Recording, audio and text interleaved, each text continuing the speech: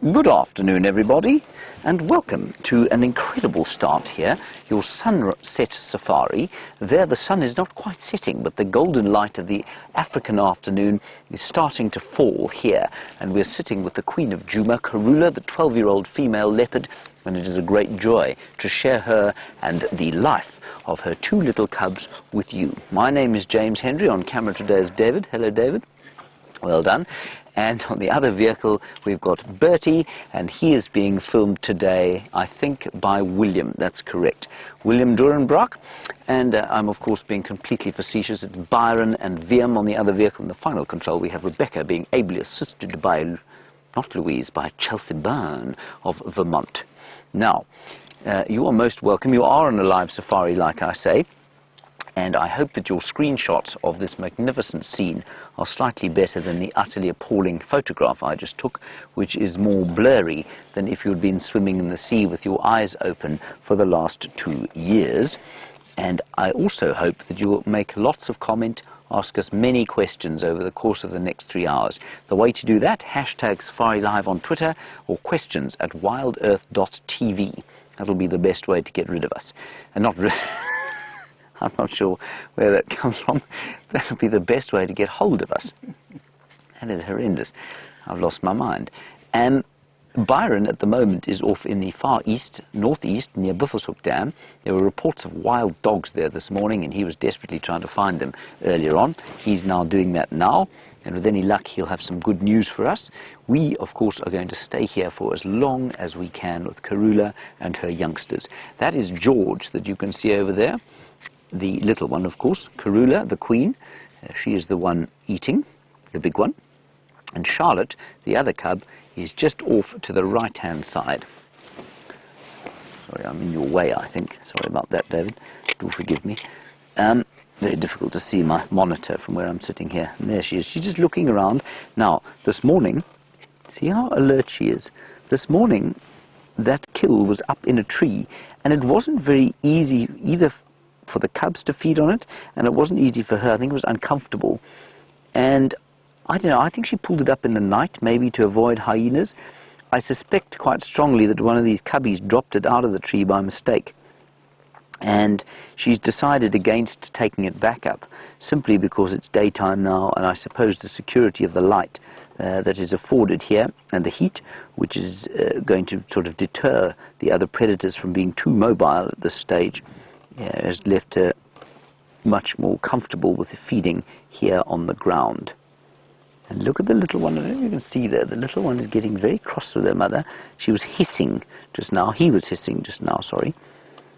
It is a balmy 25 degrees Celsius, 77 degrees Fahrenheit. The wind seems to be blowing from the northwest. And that's the kind of warm winds that we get when they turn and they come from the southeast. It gets a bit cooler. And I think we're in for a stunning afternoon if we can spend some time here. And you can just see the lovely white flicking tail there of the queen. And almost as a sign of sort of surrender to the birds that might come an alarm call at her. Isn't that fantastic? Now, I will get you a view, I hope, of Charlotte over the course of the next little while, but I think let's just sit here. And just remember, while we sit here, we had an unbelievable morning today. We had lions on a kill, on a buffalo kill, and that was around the Vuyatela Dam. We had elephant herds, we had buffalo herds, we had these incredible leopards. And we're hoping for a similar kind of afternoon, but perhaps topped off with some magnificent wild dogs. But for me, a leopard in the afternoon is the best. They're just not quite so sleepy as many of the other cats, and so there's likely to be a little bit of action while we're here. Let's head across to Byron. He's at Buffelshoek Dam. Find out what his plans are, and I'll see you shortly.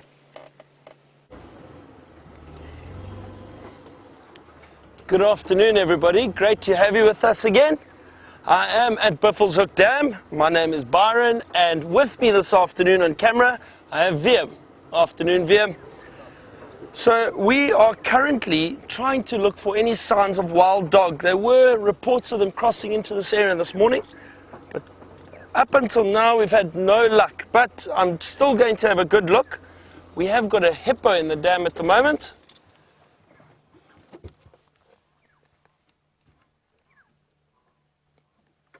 Enjoying the cool water. It's a very, very warm afternoon, beautiful afternoon. And hippo is just trying to stay out of the sun, relaxing in the waterhole. Some Egyptian geese behind it you can just see in the frame.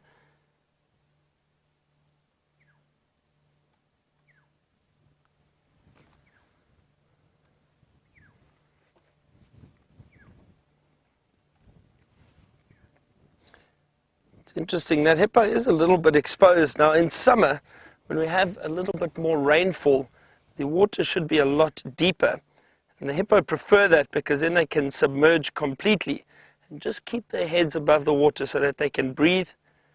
You notice how those eyes and ears are all situated on top of the head, and that allows them the ability to keep the body under and just those parts of the head out of the water, the vital organs that they need out of the water. But now in winter, when it's a lot cooler, they don't mind being a little bit exposed. They have got very sensitive skin, but the winter sun is not as harsh as the summer sun, so they don't mind being a little out in the open like that. And often what you may find is hippo do enjoy basking in the sun. They'll lie on the banks of a river or of a waterhole just to warm up during the day. The water, obviously, the temperature does drop quite a bit. So they'll warm up in the sun and then return back to the water later on. And in the evenings, they move out of the waterhole and go off and feed. So we're going to carry on checking around this area. Hopefully we have some luck of the wild dog. I haven't seen any sign of them just yet, but I'm not giving up. We're going to look very, very carefully and make sure, or if they have moved out of the area, we want to be sure of that. And while I do that, James is still with that beautiful leopard and her cubs. Cross over to him and see what they're up to.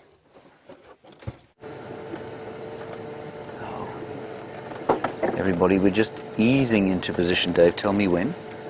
How's that for you? Because I can see the little one here right below us. Okay, and then the other two, obviously the other side there.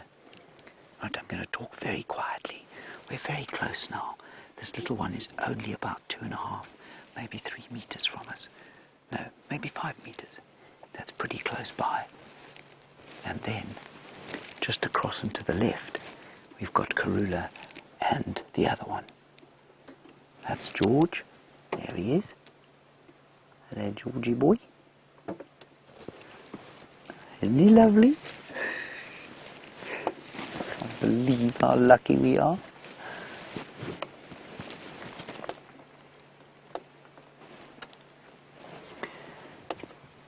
Bethany, thank you for your question. I don't know the answer exactly. You say, is this the first time that Karula has had opposite sex cubs?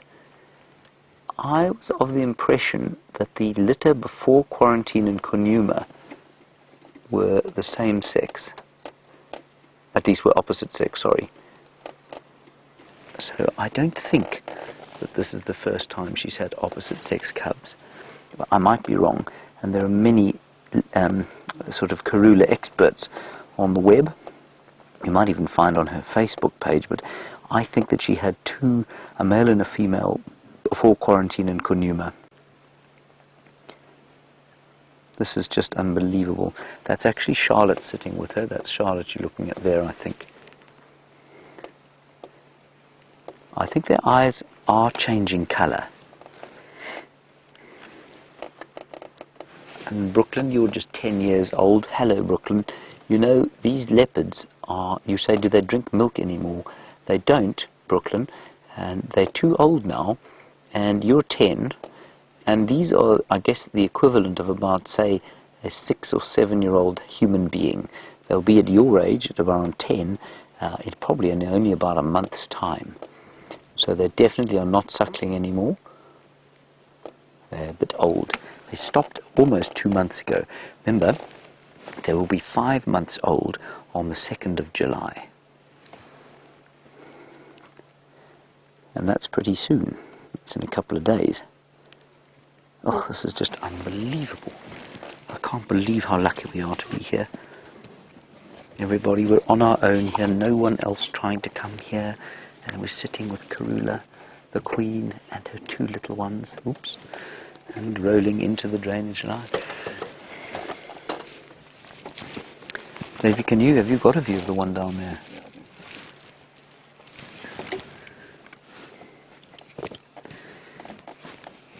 Now, Wendy, you ask a great question to which I don't really have an answer. You say, is there a pecking order at the kill amongst the cubs? And I don't know. I can't remember the last time I watched cubs play so little together. These chaps don't seem to be playing a great deal with each other. And I don't know why that should be the case. I find it a little bit strange. So is there a pecking order? No, I don't think so. I think it's probably just decided by the size of the cubs. But at the same time, I find it odd that they are not with each other more and they don't play more than they do.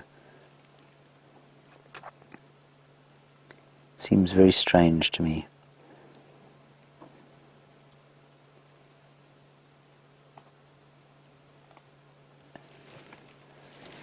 Isn't that amazing? And she's eating just like an adult. Or he's eating just like an adult. And using those carnassial teeth. So all mammals have milk teeth, like you had milk teeth, or your baby teeth. And so I think they start to fall out at roughly 8 months, I think. And so he will be eating with his milk teeth. And his milk teeth are just smaller versions of the adult teeth, and you can see using the side of his mouth to cut the meat off the bone there.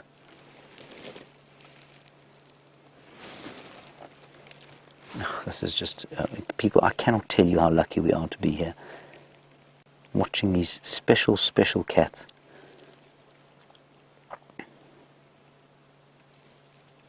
Eating away, private as you like. No one else here.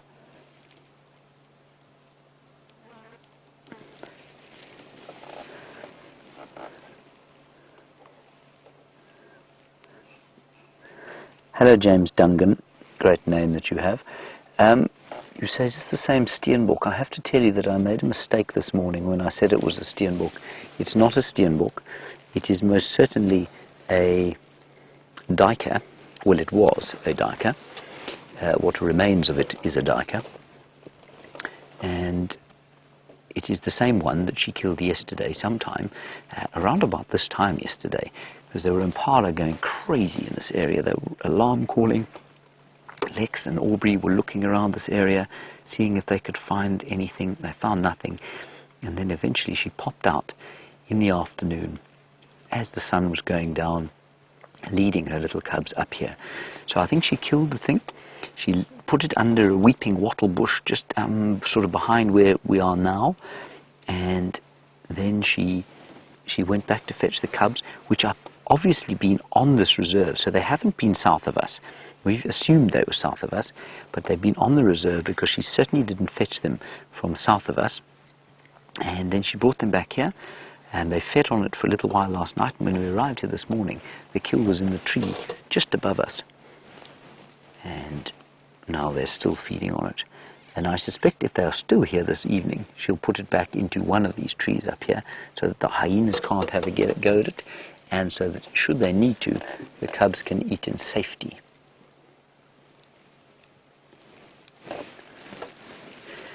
And Dave, if you go back to the other one, she seems to be biting her mother. Just playing with Mum. Isn't that nice?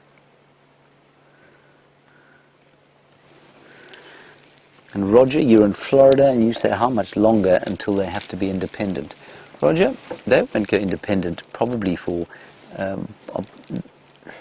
female, probably about 18 months she'll go. She will be gone by the time she's 18 months. He will probably hang around about 18 months, maybe up to 2 years though. So they've got a bit of time left with their mum. But then they will have to forge their own path. And, you know, they're by no means safe. They by no means have an easy path through life from here. It's really not easy for them at all. Do you want to try and go forward? I'm just going to depress the clutch slightly, everybody. Hold on tight, don't let go. Say when.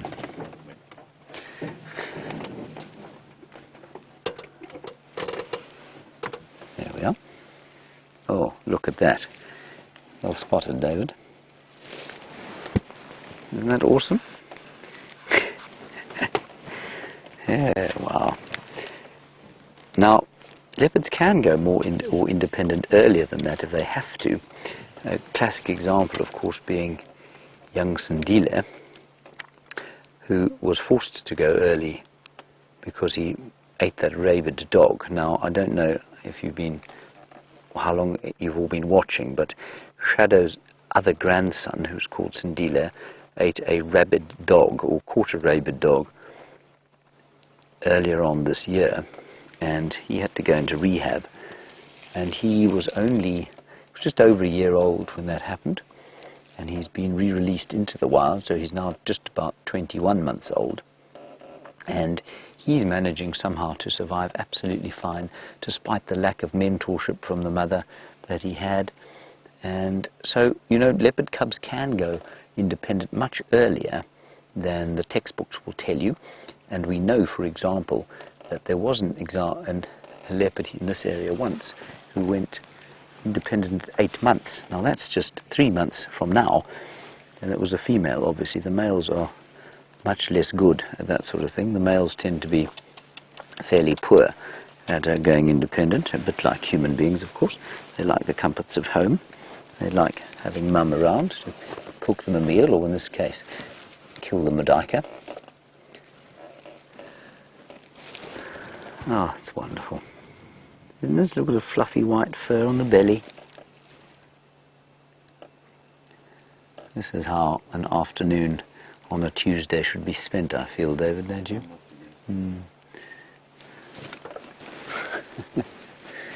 Tuesday afternoon. Quite happy not to have a desk job.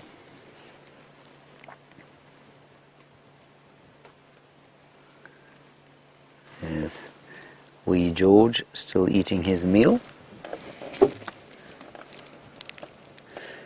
Alright, let's go quickly across to Byron, get an update on his tracking expedition, and we'll be right back here.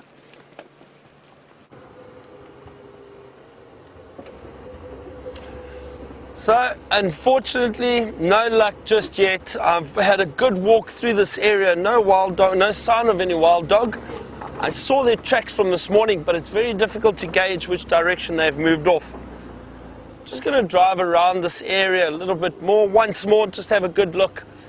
But I don't seem to see any sign of where they are. That's how it goes. Often wild dog, you know, we left them or lost them this morning at about 9 o'clock, so they were still very active.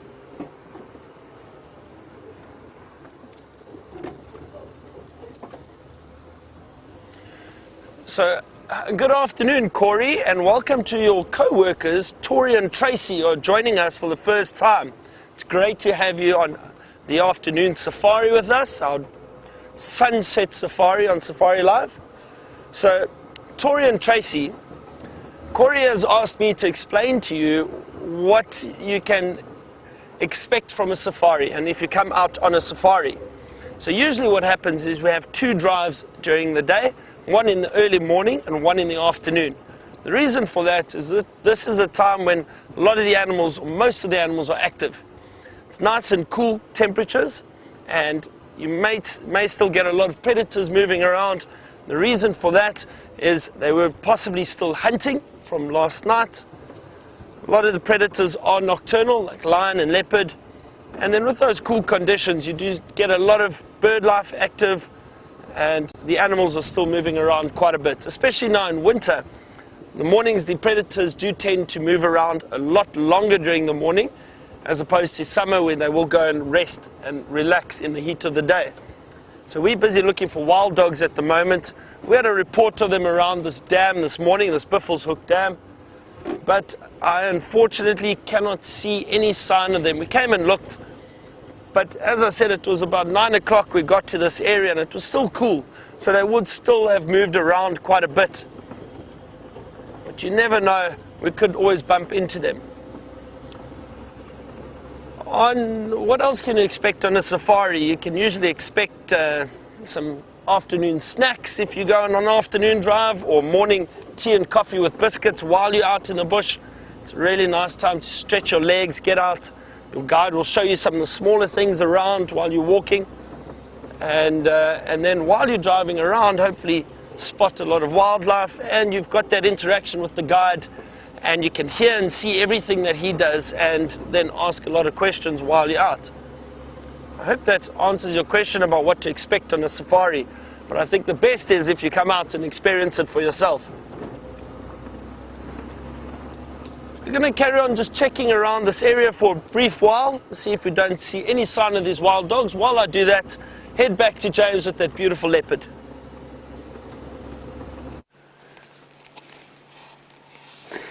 Now, it's not a very bad thing that Byron hasn't found those dogs yet, I tell you, because all tracks of them, because it probably means that they've gone to sleep somewhere on this reserve. If you check the eastern boundary and the northern boundary and the tracks have not gone across, there's a very, very good chance that they're lying up in the shade and that they will start to move as it gets a bit cooler. So if he hangs about that area, we might be very lucky. So let's be patient, as Byron is no doubt being patient. And let's hope that he manages to find the dogs as they come out for the evening. Here comes the Queen. The Queen is now moving down into the shade, coming back towards the kill. And while you were gone, young Georgie over here, who's now getting very cross with his mum, he's pulling his ears back and going... While he were away, he picked that duiker up, and it must already weigh, I mean, like we were discussing this morning, it probably weighs about twice what he does. Now the Queen is just down there, you can see her. I'm just trying to stay out of the way. She's right in front of us here. I'm going to talk very quietly now. She's just over there. There's the little one calling. Did you hear that? Going... I think that was Charlotte calling her. Charlotte is now coming down towards the kill. Karula is very close. She's turned around. She's going down there. Sorry, David. There's not much I can do, I'm afraid.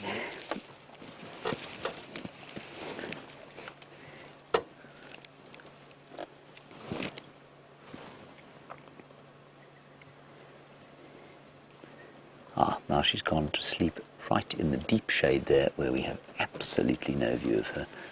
So let's just watch Georgie boy. Kathy Stewart, a nice question from you. What would I do if these cubs approached us and tried to interact with us? I think at this stage Karula is comfortable enough not to worry. So I've certainly been in situations where leopard cubs become so comfortable with the vehicles that they walk under the car, lie down under the car in exactly the same way perhaps you've seen the hyena cubs do, and they'll become that comfortable with us eventually. And I think she's okay with that. You know, if we didn't move too much while that was happening, and if we sat still and we didn't sort of give the cub a fright, I think she wouldn't have an issue with it.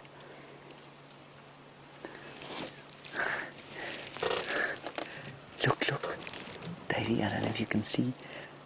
She's so close to me. I'm just going to get out the way. There, you can see the tail. Now, Kathy. Can you hear her making a noise? There, look. Going up the tree. She's only 2.5 meters from us.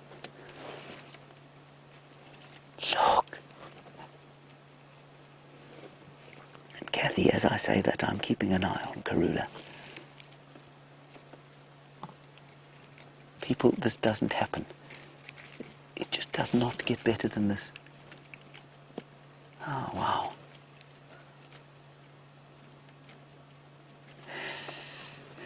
Did you hear her making that little squealing sound of impatience?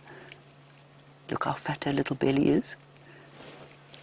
She's just entertaining herself now. This is purely for entertainment. Baby, if I sit up, is it going to be all right?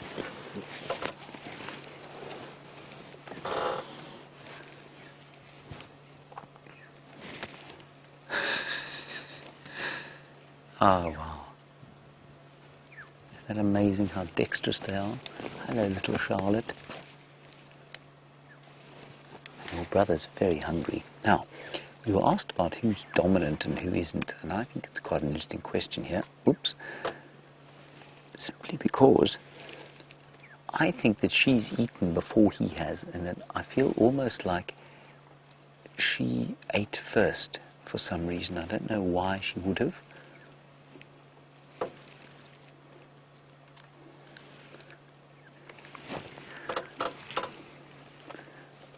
David, do you think the world's slowest photographer is going to get a shot here? Take a shot, I reckon.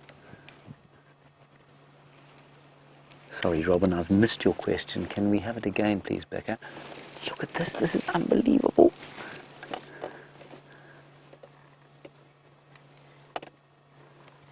Can we have it again, Bex?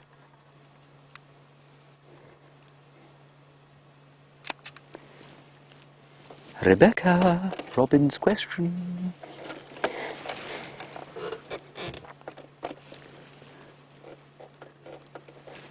Hello, Robin. You say, how's it decided which part of Karula's territory will be given to her daughter? It isn't decided so much as she will just make space wherever there happens to be less pressure on whichever border there happens to be less pressure. That looked like me climbing out of a tree. Hello. Unsurprisingly, I didn't get one photograph. Look up here, leopard. So, Robin, what will happen is, she's still there. What will happen is that when she gets bigger, Karula's territory will just kind of shrink slightly. Now, on her southern boundary, of course, we know that Shadow's there, Tundi's also there. So it probably won't be from the south, but to the north of her, I think there's much less activity from female leopards. So you'll probably find, I'm going to guess here, that she'll occupy a piece of northern Buffelshoek. Remember, Karula's not young anymore, and so it is natural for her, there they go, it's natural for her territory to shrink slightly now as she gets a bit older. And so I'm going to guess that if young Charlotte makes it to independence, which we fervently hope that she will, I think you'll find that she will end up in Buffelshoek on the northern reaches of Karula's territory. And then when Karula dies, passes on to leopard heaven, which eventually she must, what you will find, I think, is that that territory will close in. Shadow will come further east, Tundi will come further north, and you'll probably find that this cub, unless she has another female cub after this, they'll kind of take over this core area on Djuma. But that is many years away. Well, it could be tomorrow if some horrible accident occurs with Karula. But, all things being equal, that's what would happen. Wasn't that amazing? That was just too fantastic.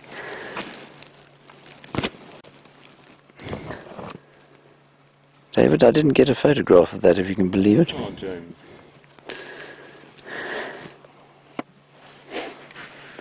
Hello, Tasha. While we watch Georgie there gorging himself, Georgie gorging on, it's appalling, on his diker. You say, when will they eat again? Well, I think that this kill will probably last them about 4 days. But that said, if she kills again, if she has the opportunity, if she goes off to mark territory and finds a steenbok lying in her path, well, she'll smash that and put it in a tree and they'll eat again. But they won't become very hungry, I don't think, for the next 3 or 4 days. This is a good meal for them. A nice adult male diker is a good meal for a female leopard and her 2 little ones. George is definitely having a good meal now, and he didn't eat this morning as far as I remember, or not while Charlotte was in the tree.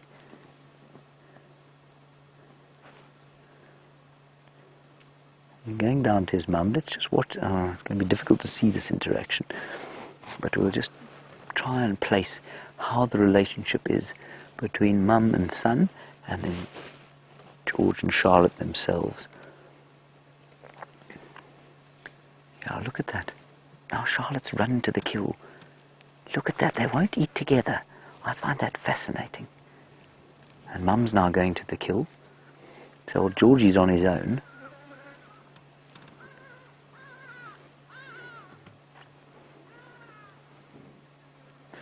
This is just exceptional, people. It's completely exceptional. We've got all three of them on our own, live. So please do enjoy it and remember it.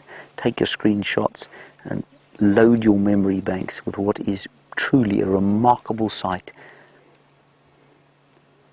Two little cubs, their special mother, and a glorious winter's afternoon.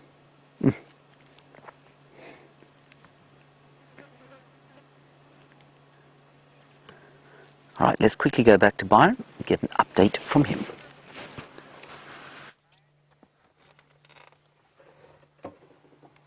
Have a look what we have found, everybody. A beautiful female kudu, and there's a young male just behind her. They're both very curious, watching us. So the young male, his horns have just started. They're only about the length of his ears. The older he gets, those horns will grow tremendously and they will spiral up. They form almost like a corkscrew shape. Very, very beautiful turns. And look at those wonderful pink ears. The kudu do enjoy thickets, like we can see right here, very thick areas. But with those very large ears, they can hear very, very well. And they will hear or see if there are any predators around. Have a look at that male's face. Can you see that beautiful white chevron between the eyes? Now, that is there for a reason. So the kudu have evolved in a way that because they enjoy the thickets and the denser bush, that white marking around the eye, or the chevron, allows light to be reflected to the eyes. And that allows them to see a lot better in the dark shadows or in the thickets. You can see it very, very clearly there. Oh, beautiful antelope. They're very curious. They're just standing watching us. Look at those wonderful white stripes on them. They really are very, very well camouflaged. I mean, look at that male. He blends in very well behind that female. Just the big ears, which you can see. Looks as though that female is chewing the cud. See how she's chewing there? So all antelope in Africa are ruminants, which means they have a specific digestive system. What these antelope do is they feed constantly, and after swallowing the food, they have a 4-chambered stomach.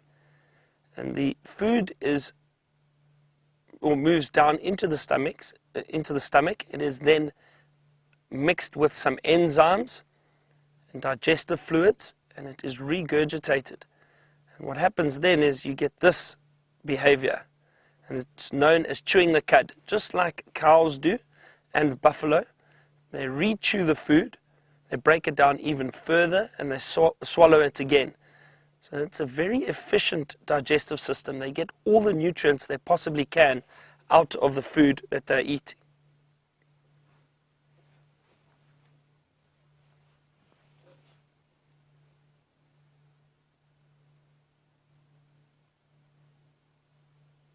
Almost looks like that kudu has had a sip of milk and has got a milk moustache. You see the white markings above the lip.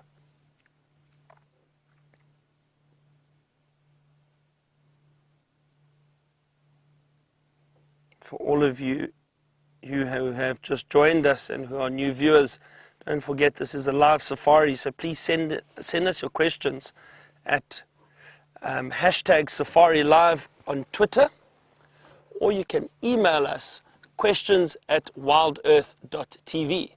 Myself or James will hopefully answer your questions for you. I'm trying to see, there was some inyala that moved through here too, another species of antelope. They look quite similar to the kudu. I think they have moved off into the thicket. We're going to continue though and see what else we can find along the way. Really nice for those two kudu to pose for us so beautifully. They're still standing there. Really, really great to see these different antelope in this area. So James was showing you leopards earlier and the cubs climbing in and out of the trees. And he was saying it looks like the one cub fell out of the tree or got down from the tree like he did the other day. I don't think anything could fall out of a tree like James did. A very, very terrible dismount, if you ask me. But he is still with them. Go back and see what they are up to.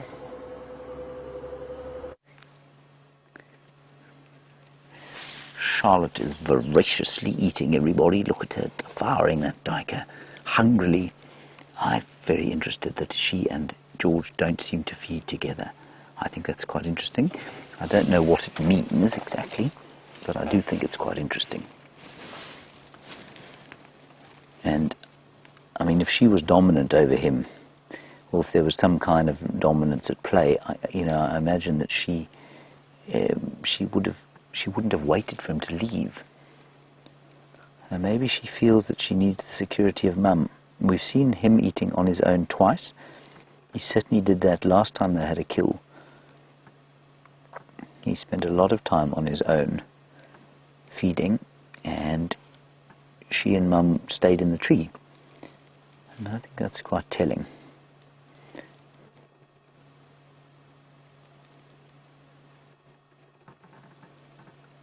Anyway, what a joy. Now the wind has switched slightly. I mean, that's not particularly relevant to our game drive, but it does probably mean that the weather will change tomorrow. And I can just feel it blowing from the southeast now. It was blowing northwest earlier.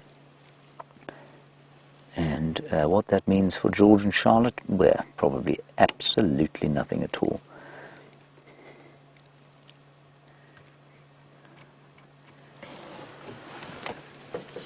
And Karula just gone to sleep there. We can see her, well, not quite, but she's resting up in the shade, just framed beautifully by this apple leaf tree. It's not an apple leaf tree, David, at all. It's a milkberry, milkberry, not milkwood.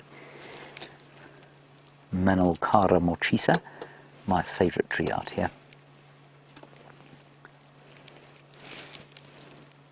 And all is complete, magnificent, wonderful peace. There's that rattling cisticola calling off in the background. Little chin spot batis alarm calling. A couple of starlings flying overhead. No doubt a vulture high in the sky if I look up. No vulture.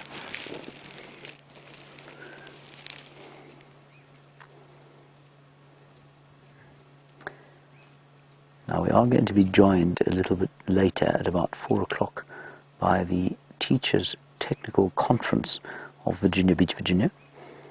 And so we'll be welcoming them. It's not a school drive, in other words, there aren't kids there.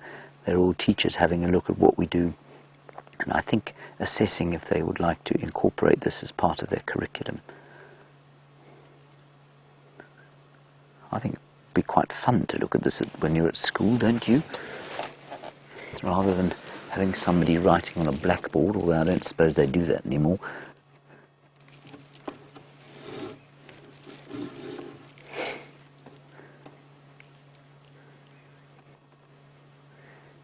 Now Mitch, you make a very good point there. You say, what territory will Shadow give her cubs? And we know, for example, that Shadow's cubs, or Shadow's cub is a female. I've called her Zara. And where Zara will go is also moot. Now, to the south of Shadow used to be Nkanyeni, not Nkanyeni, Kwatile. Kwatile has shaken off this mortal coil through the medium of a snake bite, so she's no longer alive.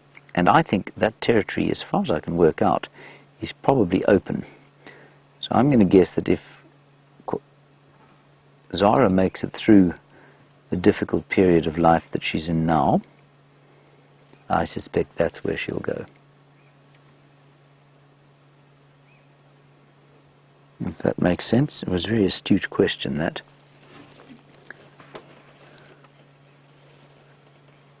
Look at them eating away there. And I'm sure there are going to be elephants and buffalo going towards the waterholes today. It's been a hot day for winter. Really, I mean, for us to have this unbelievable pleasure of winter. I mean, I can't believe that this is a midwinter's day. I always found it amazing. I'm just going to have to talk on the radio quickly.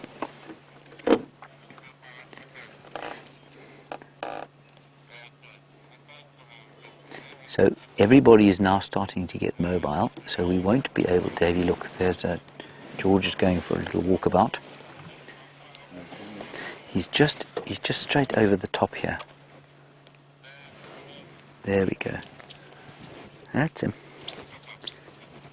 And you can see as he started to move, you maybe heard those birds going chip, chip, chip, chip.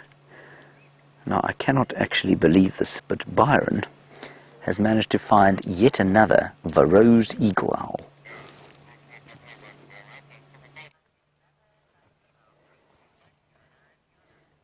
That's right, James. We have found another giant eagle owl. This is beautiful. Just a lucky spot. We actually stopped to have a look at a nest in the tree and then spotted this beautiful Varro's eagle owl, or giant eagle owl. The largest owl we have in this area. Very, very large, about 60 centimeters in height. So very big, and I hope he turns his head again and looks at us. They've got beautiful pink eyelids.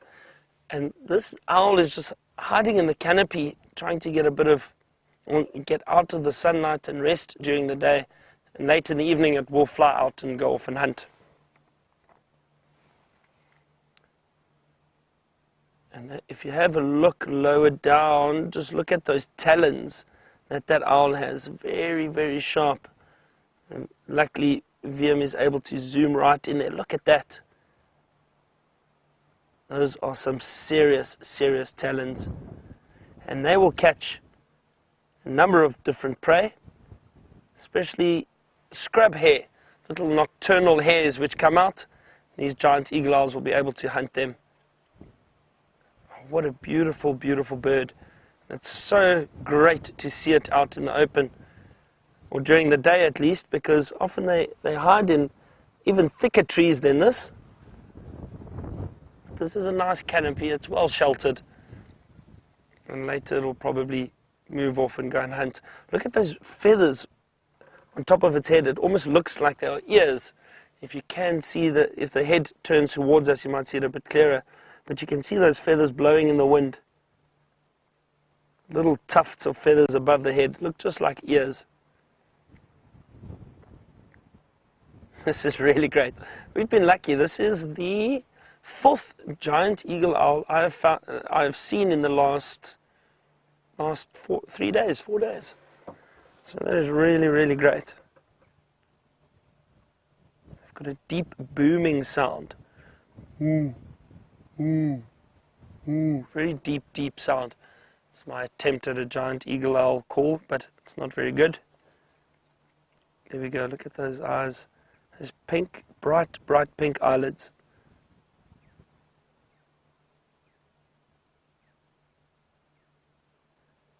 Occasionally, if they do feel a little disturbed, they'll fly off. This one's quite relaxed, just watching us.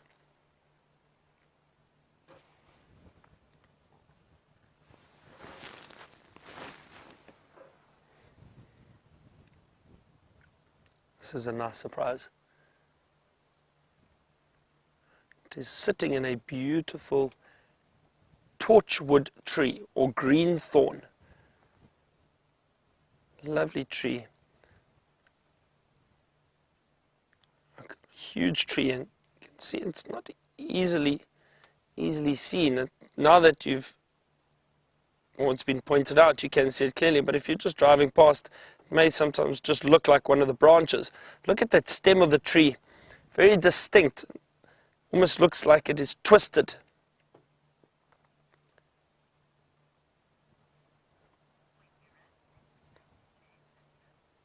So very easily identifiable, the torchwood.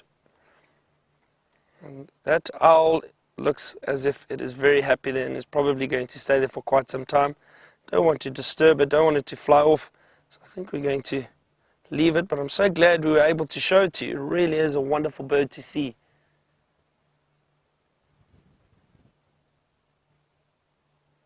James is still enjoying the leopard cubs. Let's see what they are up to.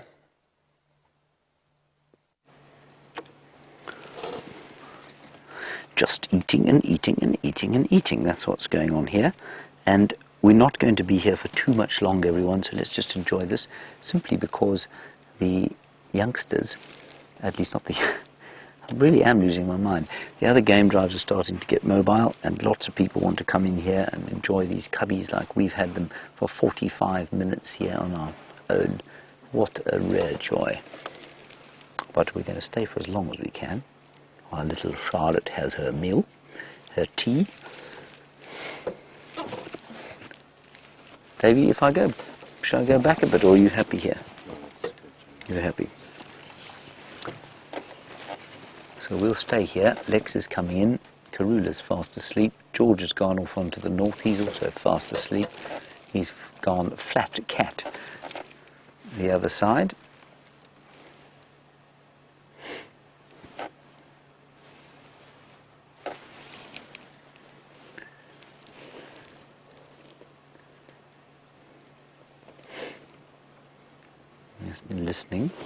Listening to something.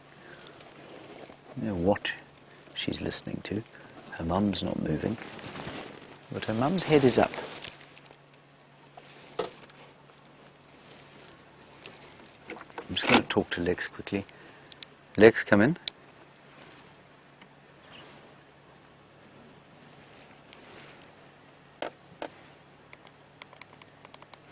I think I've given him some bum directions, I'm afraid. Anyway, now I'm done. Lex, come in, Lex.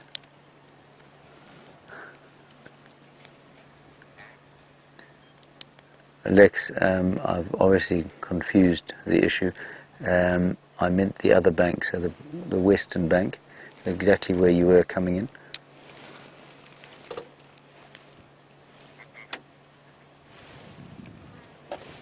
I mean, you can get through the drainage over here if you come. So just keep coming, and maybe you can get a view here and decide from there.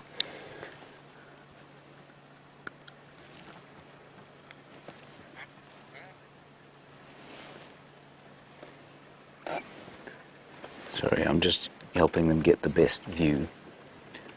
Lex, of course, found them yesterday.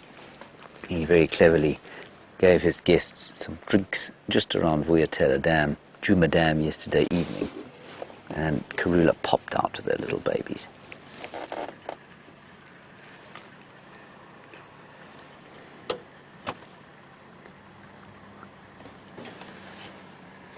Now, let's just give you the lay of the land. You can see Karula's turned around completely. Let me just help Lex quickly here. Now, you heard me mention Lex. Lex, of course, has been guiding in this area for nigh on 35 years. And he and the work that he did with the owners of Londolozi are some of the reasons that we are watching leopards here to this day.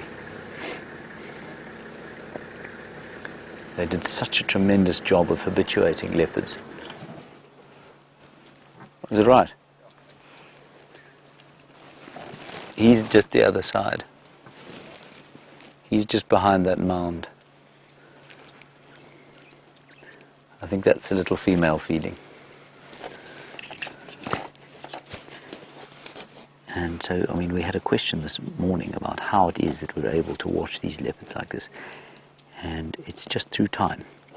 And now we've got created a situation where there are generations of youngsters who have now grown up into adults, have had their own youngsters all over the Sabi Sands, to the extent that now if you come to the Sabi Sands and you don't see a leopard, it's almost, it's almost unheard of. It's highly unlikely that should you come here, you wouldn't have an amazing sighting of a leopard of some kind.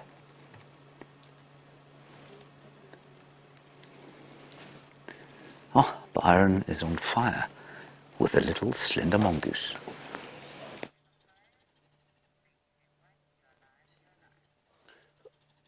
Oh, we just caught a glimpse of a slender mongoose. Hang on, it's still in that area. Where is it moving? Viam's trying very hard to show you a very shy little mongoose. It's moving through the back there. Hang on, come on.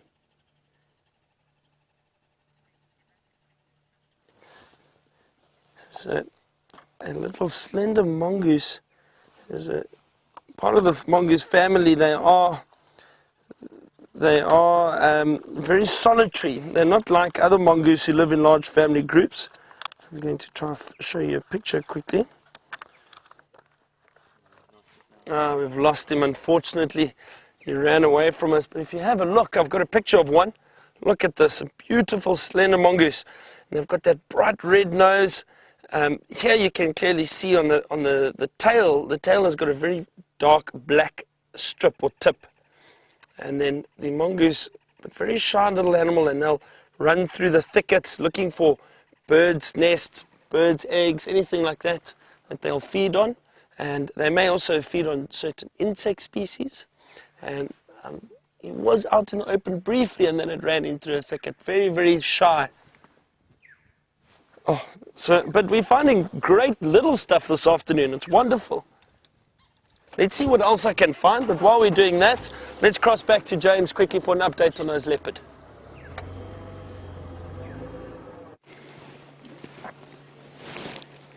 Now there's George, everybody. He's just across the way, and he's snoozing, and like his leopards always do, and like he will have to do for the rest of his days, he'll be unable to snooze completely at peace. They always have to be on the lookout, and you never see a leopard sleep in the same way that a lion does, and I'm sure many of you heard me say that before. But lions, you can have sleeping completely dead to the world because they're so confident they know that nothing can come and get them. But these leopards, they sleep a bit, then they look up, and then they put their heads down, they look up again every so often, and that's simply because they cannot afford to take a risk that something might happen upon them.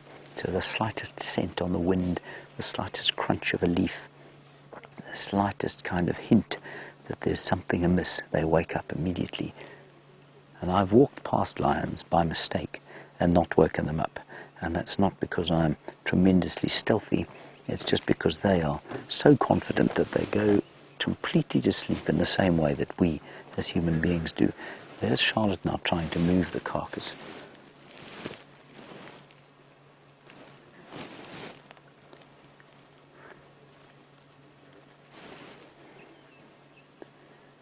So far we haven't had to move out, which is fantastic.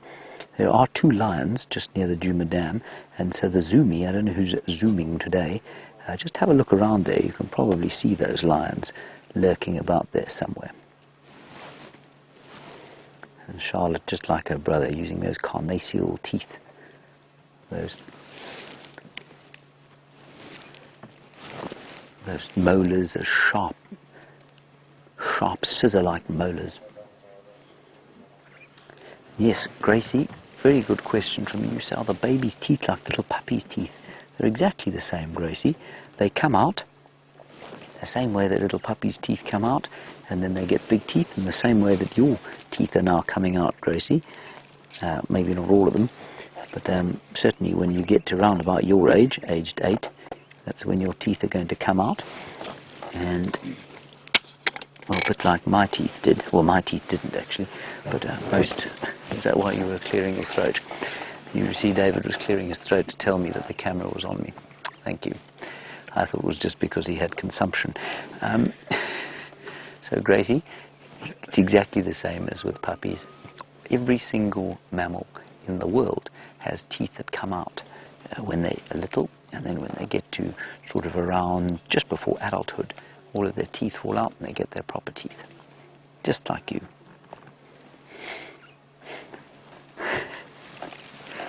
David?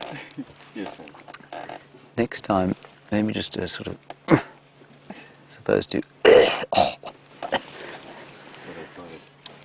Did you? Okay, I was too involved with my question answering.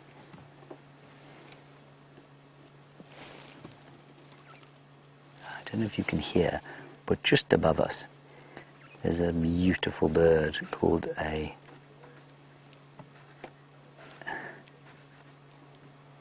beautiful Cape glossy starling. Going. You might just be able to hear it.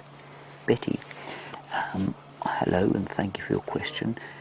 You say, is it possible that the hissing that George is doing at his mother could be interpreted by his sister as aggression, and therefore she stays away from the carcass when he's there? Betty, I don't think that's the case, no. I think that's just normal, as leopards will always have to fight for their food, and so they start very early defending it. Go ahead, Orbs. I'm just going to help Aubrey into the sighting.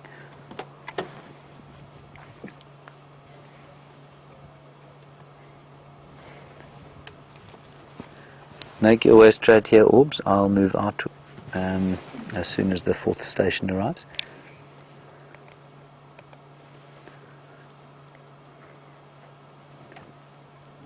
I'm just trying to think which side would be best. I guess this side. He's not going to see anything from the other side, is he, Dave?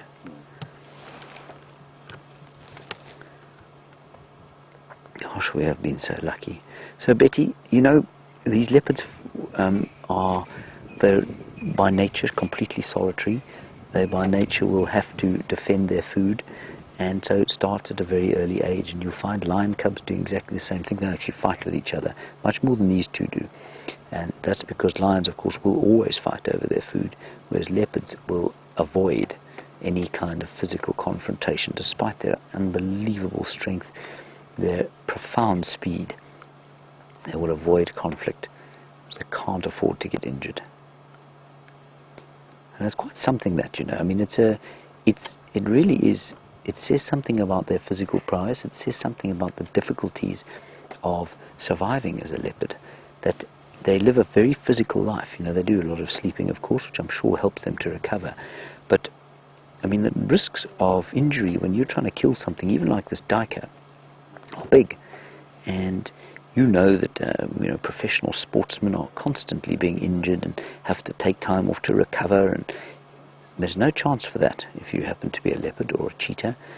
Nothing's going to help you, nothing's going to feed you if you become injured. And so I'm always amazed that there aren't greater injuries.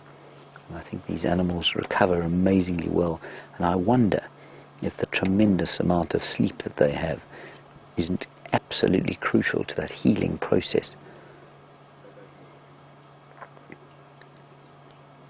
Certainly I know that when if I have a little muscle injury or something like that, there's no substitute for it, to heal it. There's no substitute for rest. And unfortunately, of course, David, we can't sleep for 20 hours a day, can we? Unfortunately. No, we cannot. Such is the life of the human being. We must make a living. Still, to make a living doing what I'm doing right here is absolutely astounding. I'm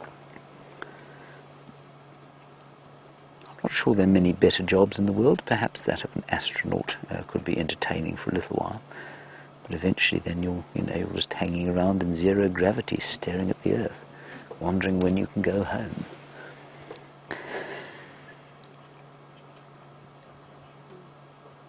That is a completely ridiculous tangent on which to have gone. I apologize.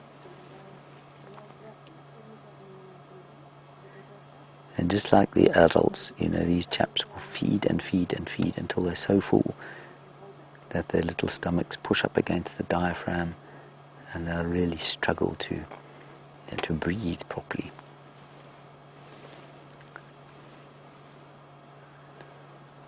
Now, before Aubrey gets in here, what I'm going to do is just sneak a little bit forward so that we can get a view of Karula. That wasn't very successful, was it, David? I'm just going to sneak forward. James Dungan, the smells I will describe to you right now. I'm just going to get into a position where Davey can see the Queen. David, can you see the Queen?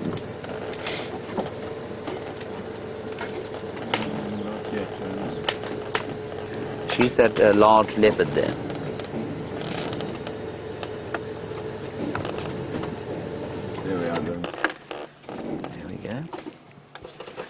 And can you still see the little one? Not really. Oh, there. Look, look, look. Little one's upward gone. Look at that. Isn't that fantastic? Now, the smell, I can't smell anything of the carcass. She spotted something coming here. I think it might just be another vehicle. Maybe there's something else. Maybe there's an antelope approaching. So James, at the moment, it's just a kind of gentle smell of the breeze blowing in from the southeast. It's a cool breeze. There's a little bit of dust hanging in the air, but there's no scent of the carcass for some reason. I'm sure if I was a hyena, I'd be able to smell it. But at the moment, nothing.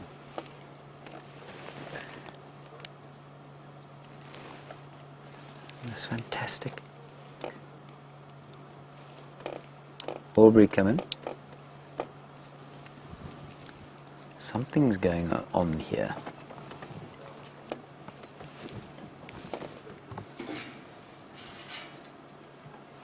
Some summit's going on. I wonder if she's going to think about hoisting it now as the afternoon gets a little bit later. You can't smell any of the carcass, can you? No, I can't. A much cooler breeze and much fresher breeze than when there's a northwester blowing.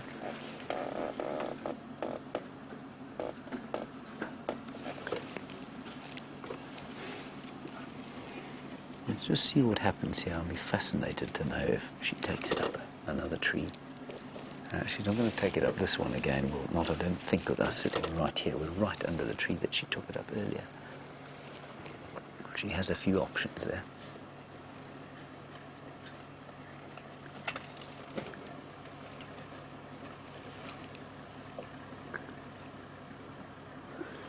I might just move back. Let's just see what she does. If she starts feeding, then I won't. If she picks it up, then I'm going to reverse back to give her the chance to put it straight back in this tree if she wants to.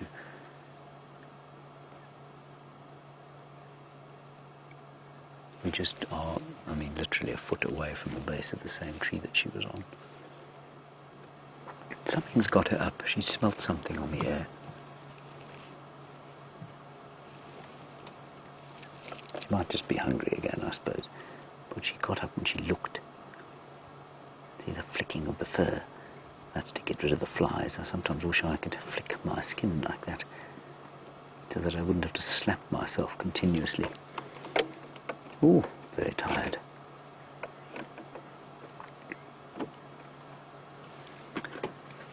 Now, Michelle, very nice question from you. You say, how far from the lions is she? She's not far at all, Michelle. Probably about 400 meters, maybe a quarter of a mile.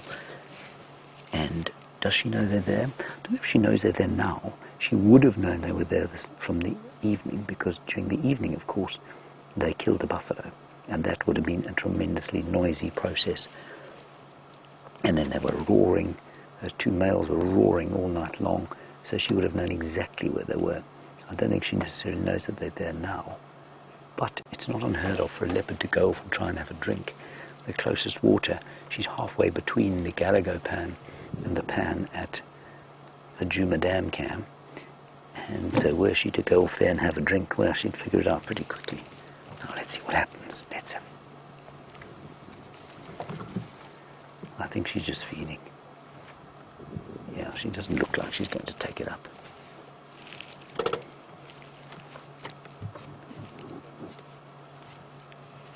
You see? Can you hear? Just listen to her ripping the hair off. She'll swallow some of it to line her stomach as roughage. Most of it she'll spit out. Some of it she'll cough out as a hairball later on.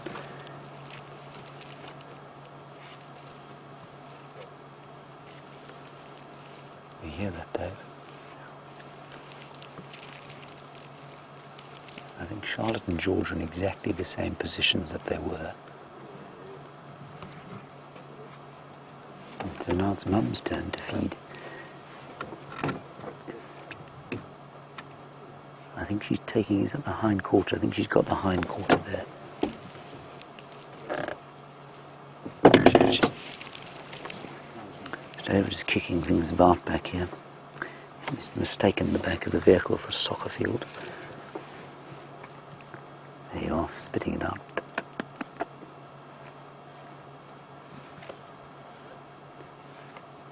Oh, that's wonderful.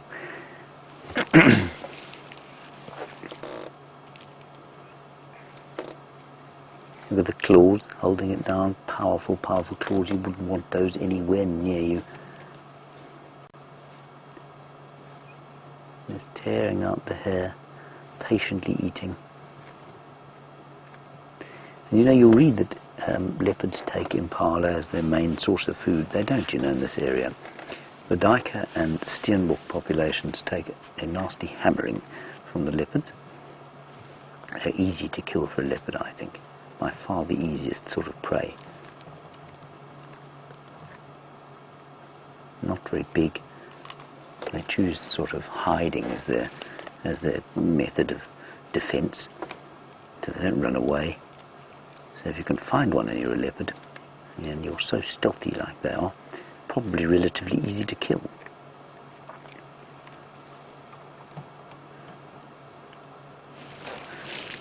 Little ones still stay asleep in the same place, so they're not moving at all.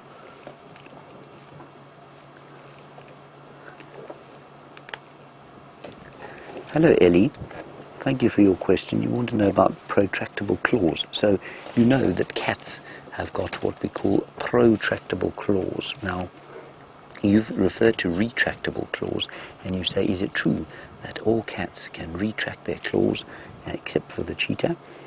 And have I seen her retract her claws? Well, Ellie, if you look at her feet now, her claws are probably not out. Now what that means is the difference between a retractable claw and a protractable claw is that the protractable claw's default position, the relaxed position of the muscles, is inside the foot, and that's what all cats have. So when they tense those muscles, they can push the claws out, and then when they relax those muscles, the claws go back into the foot. Now that is absolutely true, Ellie, that I think all cats, bar cheetah, have got protractable claws. In other words, the resting position, the claws are inside the sheath. Oh, this is wonderful. Beautiful light. You can see how wonderfully hidden she is. And the cheetah, Ellie, has got a semi-protractable claw, so it can be pushed out slightly, and but its resting position is half in, half out. And that, of course, is because when they run, they need sort of running spikes, in the same way that a sprinter needs running spikes for grip. That's why their claws are not by default inside. Right, let's nip quickly across to Byron and see what he's found.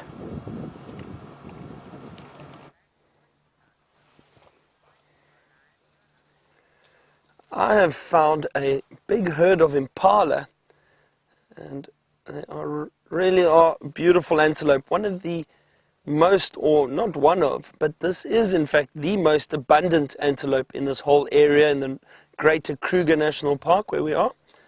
They do very, very well. They've got a good breeding strategy, so they breed annually.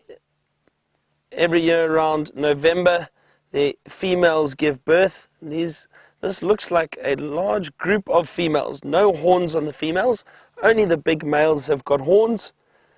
There was a young male over there close to them, but these are predominantly females. They're all feeding, enjoying a bit of grass that they can find around here. So as James was saying, he's read that most books say impala make up the diet, or the predominant part of the diet of leopard. It is the case generally, but they also feed on smaller antelope, like we see with Karula and the duiker that she has, and steenbok, and leopard will also feed on a number of different species of animals. But these impala are really enjoying this area. Have a look to the right a little bit again, those impala that are on the termite mound. And it's quite interesting why they would be feeding up there. Well, the reason I would say is because the vegetation growing on termite mounds is very rich in nutrients. So that soil of the termite mound is very, very fertile. It is made up of termite feces and saliva, and obviously the soil which they excavate. And because of that, it is very, very fertile. So a lot of trees, grasses and plants that grow on the termite mounds are very rich in nutrients. So a lot of animals will come and feed there. And the interesting thing with the impala, and another reason why they do so well, is because they are mixed feeders. So they will feed on grass as well as trees and leaves and so on. So they are browsers, which means they feed on leaves, and they are grazers, which means they feed on grass. So mixed feeders, whereas most antelope species are either one or the other. There are not many species that are both. So that's one of the reasons why they do adapt so well to different conditions. Doesn't matter if it is dry or in the height of summer.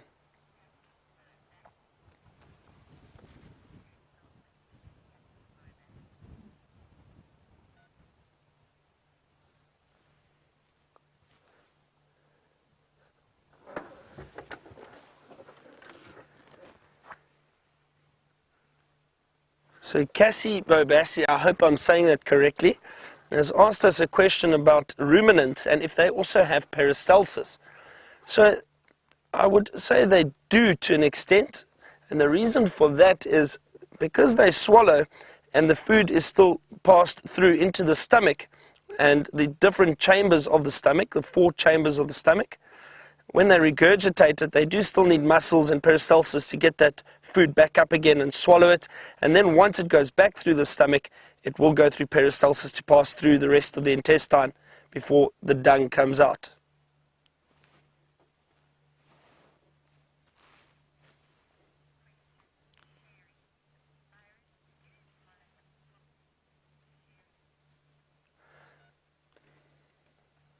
So Sherry has asked, do the impala have top teeth? And they do have small teeth. That's a beautiful male over there, possibly the dominant male in this group of impala. They do have smaller top teeth, and it helps them. Well, that was interesting. Did you see what he did there? That male just lifted his lip. He smelled something on the ground and lifted his lip and bared his teeth for a second. So that is known as phlegmon. What that is the males with most animals will go and taste the urine of the females. What they do is they use their tongues and they taste the urine, put the urine towards the back of the palate. And they've got something known as the Jacobson's organ. It's an organ which allows the animals to tell whether or not the females are in estrus. It's an additional sense organ. So it doesn't matter if it's mating season or not for different animals. For example, the impala only have generally one mating season, and that is around April, May. And the males will then try and cover as many females as possible. It's not that time of year now. Obviously, we're in the middle of, or the end of June, beginning of July. So it's not really mating season now, but you may get some males mating with a few females a little bit later on in the year if they were unsuccessful in impregnating them earlier on in the year. So they will still test the urine and see if the females are in estrus or ready to mate. Getting back to the question about the teeth, they do still have small little teeth, but they do lose them quite easily if they die. And the reason for that is predominantly on the top palate. It's a very hard palate which allows them to chew and break down food. So it's not like a set of teeth that we have. Those teeth are mainly used to groom and clean the ticks and fleas out of the animals.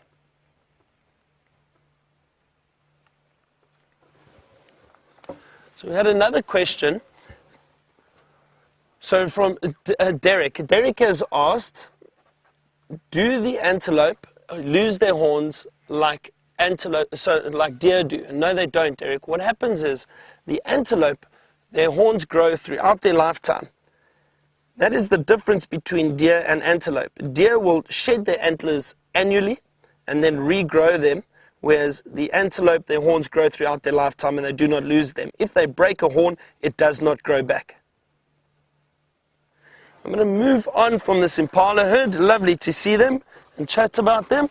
While I do that, cross over to James for an update on the leopard. Through here.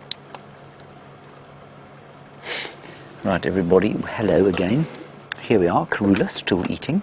I'm not sure, are we with the school yet, Rebecca? No. Are we with the school yet, Rebecca? Ah, yes, we're not with the school yet. Okay, good, excellent, no problem. Right, Karula's eating there. Off behind her, Charlotte has gone to lie down. Off to the left, her brother, to whom she does not seem to be speaking, is lying in a little thicket. And so we're just going to sit here for a little while longer, and I think we'll probably have to move out fairly soon so that Aubrey can come and park over here. He's trying to manhandle his his Land Cruiser around. You can maybe just hear him. The Land Cruiser, of course, is like manoeuvring a very large oil tanker. Not easy. Unlike these nimble Land Rovers of ours. And I use that, of course, I say they're nimble when they are going.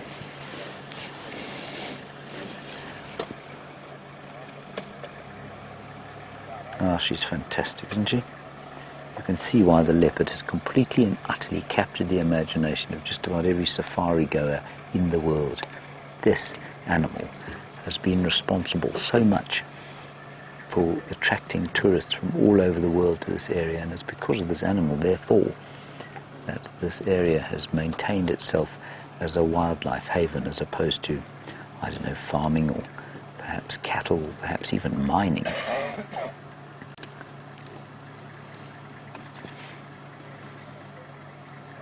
Just brilliant stuff. I'm astounded we've managed to stay here for so long. It doesn't seem to be that there's a great rush to come down here at all, which is, as far as I'm concerned, absolutely excellent. I suspect George will come down at some stage and see if he can't have another bite to eat, perhaps while his mum's there.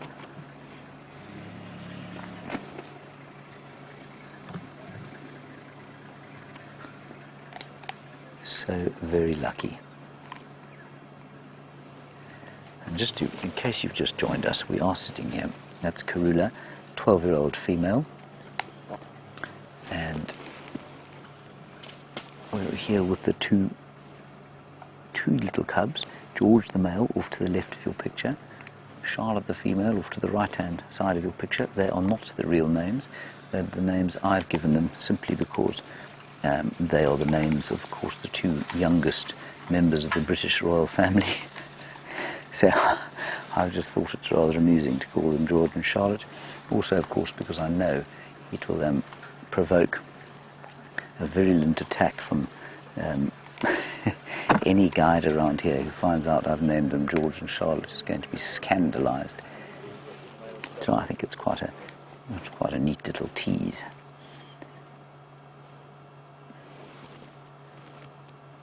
And the names, of course, are utterly unimportant to the leopards, but they will be eventually named by the guides of this area. They will choose names for them if they get to about a year old. So they're a long way off that. We're up to 5 months come the 2nd of July.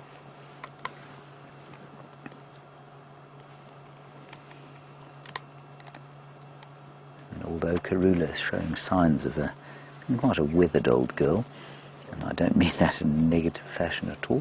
Like I said before, I've got into big trouble before for suggesting that she's, looking a little weathered. She is 12 years old. She's done an exceptional job, I believe. These are her 8th cubs, I think. No, they're not. They're more than that. She's raised, I think, 8 to adulthood already.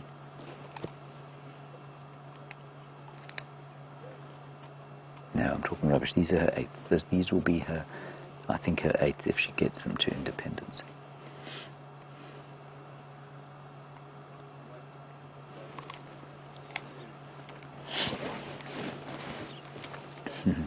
Hello, Kay in Denver.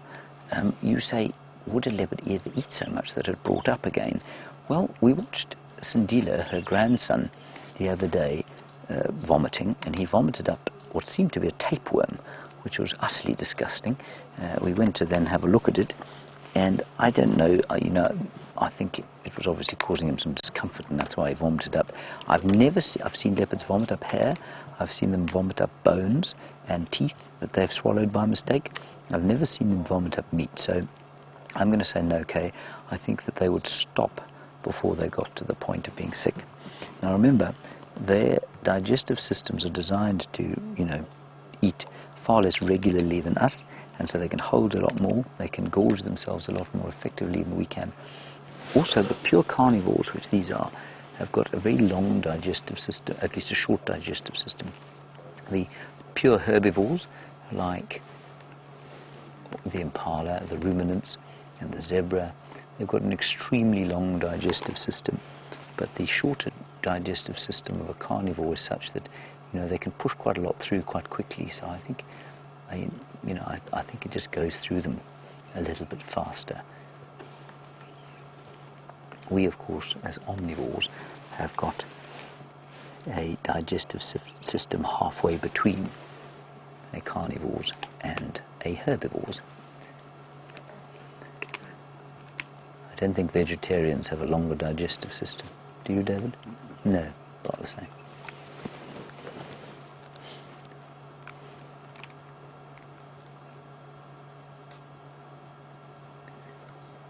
It's exactly the same as a baboon or a monkey. They've got an omnivorous length of intestine.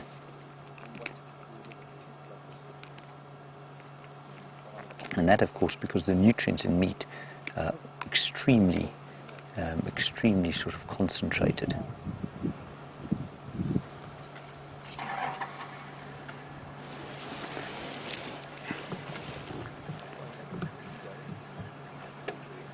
Hello, Virginia Beach Technology Conference for Teachers. It's marvelous to have you with us. Welcome. You have joined us at a particularly spectacular time. There's a female leopard. She's eating a duiker over there, live. Talk to us over the course of the next little while if you'd like to. Ask us questions. Tell us about where you're from and what you hope to get out of this if you like.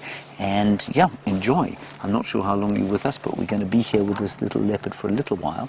And then we'll probably head on and see if we can't have a look at some lions, or hand you over to Byron, who I think is looking for some lions. So you're welcome. And for the rest of you, please remember #Safari Live, questions at wildearth.tv. You're welcome to talk to us at any stage during the course of the afternoon. Two of the animals you can't see from here, a female and a male cub, son and daughter to this magnificent female leopard here. She's 12 years old. They are about 5 months old, and with any luck we'll get a view of them. I'm not sure how long we're going to be able to be here, because there are other people trying to get into the sighting. So if you just excuse me 1 second, I just want to get onto the radio. Orbs, do you copy?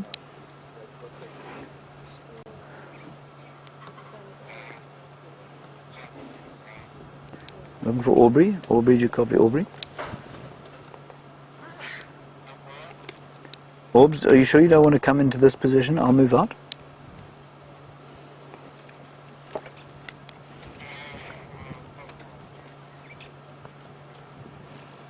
Okay, copy.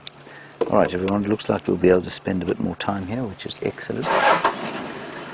Now, let's just see. She's looking around. She might call one of those youngsters in here. And they will come down and eat at some stage. Oh, now, Glenda, of course, very good question. You don't know how even close we are. We can't even show you. We're actually very close to her. Dave, does your focus tell you how close we are? So we're probably about, at a guess, 6 meters or so. You can multiply that by 3.25, and you'll get to roughly 20 feet. About 20 feet from her. So not far at all. And she's habituated. So she's habituated to vehicles. That does not in any way, shape or form mean that she is tame. She's used to the vehicles, she's used to the sound of them, she's used to the smell of them, and she's used to our presence in them. She's used to the sound of our voices. If we were to walk in here on foot, it would be an entirely different situation. She would be very upset indeed, and she'd either run away or give us a rev. And Phyllis, you want to know how much they can eat in one sitting. they can probably eat, you know, up to 20% of their body weight. So she weighs about 45 kilograms. You multiply that by 2.2, we get a roughly 100 pounds, and 25% of that, 25 or 20% of that, 20 pounds of meat in one sitting, which is pretty impressive.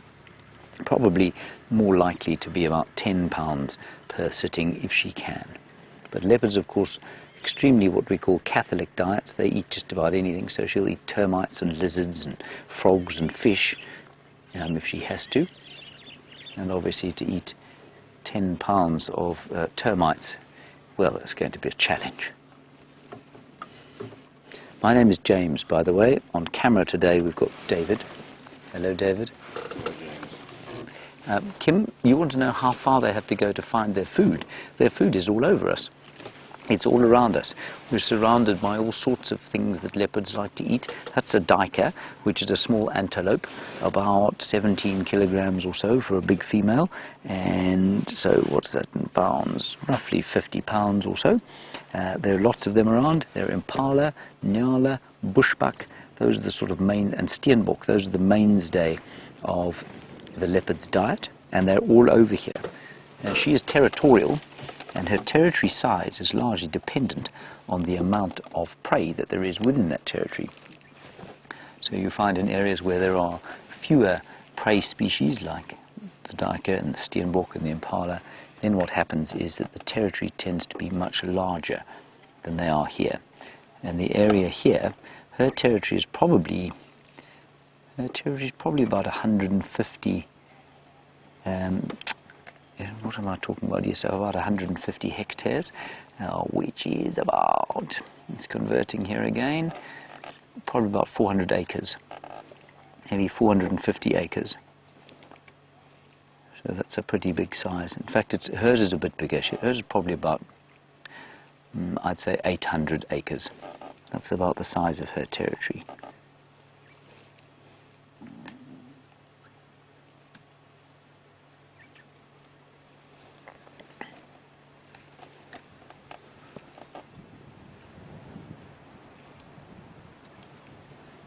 So Patrick and Renee, a nice question of you, because it must be a little bit odd to be watching us here in the middle of the African wild. We're looking at one of the most famous predators in the world. We're sitting 20 feet from her, and you're saying, what protection do we have? Well, my protection, Patrick and Renee, is to have David on the back of the camera. He is much more obvious than me, so, you know, he's going to be the first to be attacked. So that's my major protection. Patrick and Renee, that's a completely facetious answer, of course. We don't have any protection other than the training we have and the ability to read the animal's behavior. So I'm reading her behavior constantly. She's used to us. I know she's used to us. And although I know she's used to us, especially with animals like elephants, we watch their behavior all the time. Animals out here will warn you if they're uncomfortable, like she would growl. And if she growled, then we would move away. And if an elephant, for example, shakes its head at you, then you probably move away and give it a bit of space. And that's basically how we do it. On foot, people often carry weapons and very seldom have to use them, but you can do that. But there are a lot of people who walk around in the bush there that don't carry weapons at all.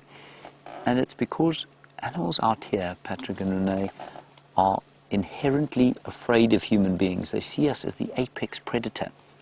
And that means that they are constantly, they're nervous of us. So if you don't threaten them, they will normally leave you completely alone.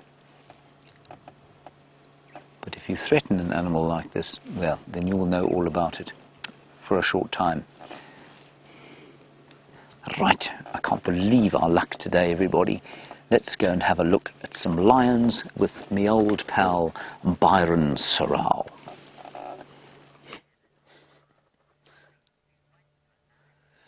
Thank you, James. Yes, we have been very, very lucky this afternoon. Beautiful sighting of those leopard. Welcome to the Virginia Beach Technology Conference for Teachers. Great to have you with us. Hope you're enjoying the show so far. And look what we have for you this afternoon.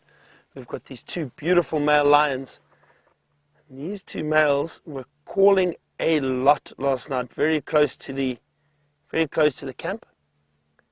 And they stole a young buffalo kill from some lionesses that killed the buffalo last night. And these two males finished it. You can see those two bellies are very, very full. And they have been resting here for most of the day. They moved into the shade a little bit. It's nice to see them out in the open. It is a cool afternoon, so they're not right in a thicket. They are happy to lie out with a little bit of afternoon sunlight on them. It is fantastic to see them here. This is a photographer's dream now with this afternoon sunlight, this golden hour and a half. Great natural light for photography.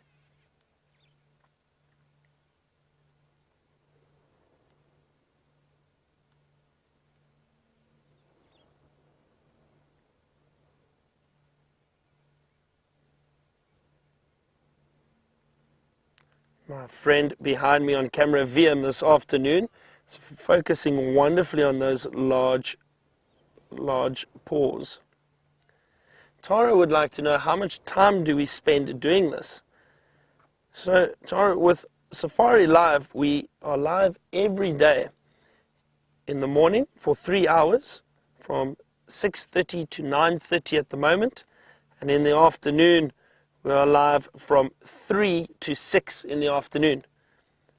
So 6 hours a day going on Safari and showcasing this beautiful area to all our viewers from all over the world. If you go on Safari to a lot of different lodges all over Southern Africa, it's pretty much the same time frame. You can occasionally spend a bit longer or shorter on game drives. It all depends on how the guests are feeling and what you're seeing out there. But it's not unusual to take a 3.5 or 4 hour game drive at times.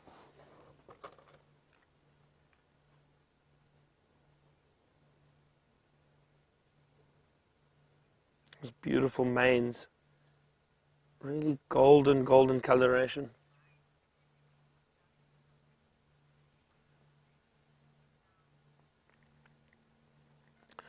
So a big goodbye to the Virginia Beach Technology Conference for the teachers. It was wonderful having you with us for a very short time, but I hope you've enjoyed it. And hopefully you tune in to us sometime soon again, and we'll show you some more of our wildlife. Thank you very much for joining. I hope the rest of you are still with us. We are still going to sit here for quite some time with these lions. I'm hoping that as it cools down, we get a little bit of activity from them. Perhaps we are lucky and they get up and walk towards the water hole, which is not too far from here, and they have a drink of water. And if we really are fortunate, which we have been today, we may get them calling. And the lovely lion roar is amazing to hear in the bush.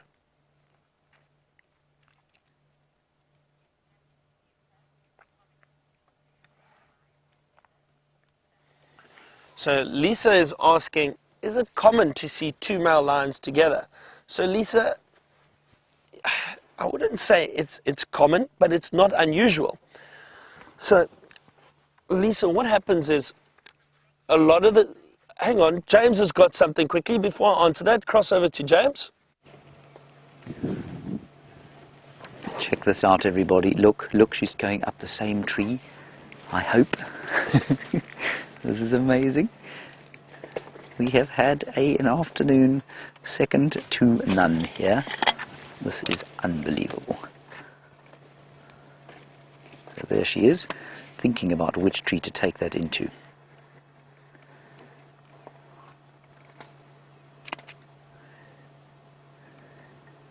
Where's she going to go? Just frozen there. I'm not sure if one of the cubs is maybe coming this way, but I'm hoping she's going to take it up the very same tree she was in. Isn't that fantastic? And nobody else seems to be coming here. And I keep thinking we're going to have to move out, but we don't. You can see the duiker is not alive. Can you see that, David?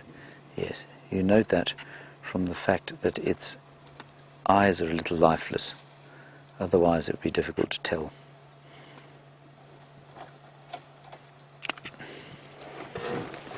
Now, I'm not sure what she's considering or why she's not moving, but let's just be very quiet and move. It's as I moved away from the tree that she seemed to decide that it was a good idea to take it back up there. And I think maybe the fact that the night is starting to, well, not quite fall yet. Here we go! Look at this!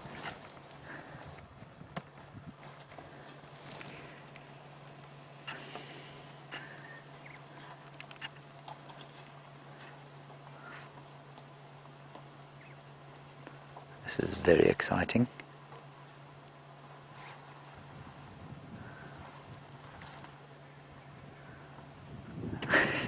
She seems to be almost willing me to get a decent photograph before she goes up. There we go.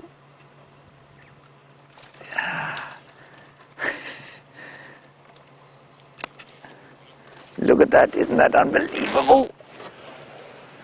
That is just the best. Hey? Ah, that's fantastic. Right, we are now going to go round to the other side.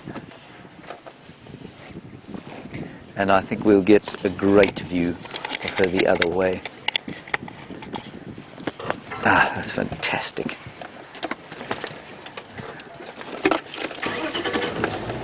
Just going to move out the way, everybody, for Andrew. Let's go across to Byron. He's with the lions. I think that's what was the instruction, was it?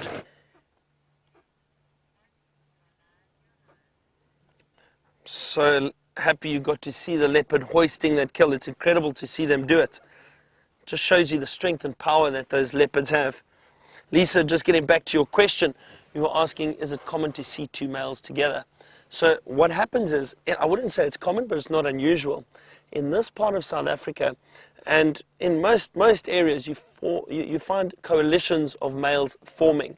So this will often be brothers that were born into the same pride, not necessarily the same mother, could just be somewhat related, but are usually from the same pride. And as those lions grow up together, they form a coalition. The reason for that is they can be more successful if they work together. They can have larger territories, they can keep out potential threats or other lions, and that then can ensure that they have the ability to mate with different females from different prides. You can also get a single male that is in a pride, and here's the dominant male that will stay with those females the entire time, but he will have a hard time protecting them from two males like this. Obviously, two big males coming in and challenging will chase him off very easily. I've seen coalitions of 4 and sometimes 5 males staying together. You can also get a case or scenario where you have a different male that is close by and joins a coalition and they accept him. It doesn't happen often, but it can happen. Generally, though, they are from the same pride and they will stick together. While they patrol those territories, they may split up at some point, and occasionally they'll spend a few days apart, but they will always know where the other brother or brothers are, and they will be able to meet up. They will be able to meet up very frequently, especially if the females have a kill, like they did this morning. Generally, the females do most of the hunting, but the males will hunt for themselves too if they really want to, or if they have to. But it's easier to come through, chase females off a kill, and feed on what the females have got, and then move on afterwards. If it's a big kill, they will feed for a while, and then eventually when they're full, they will allow the females to feed too.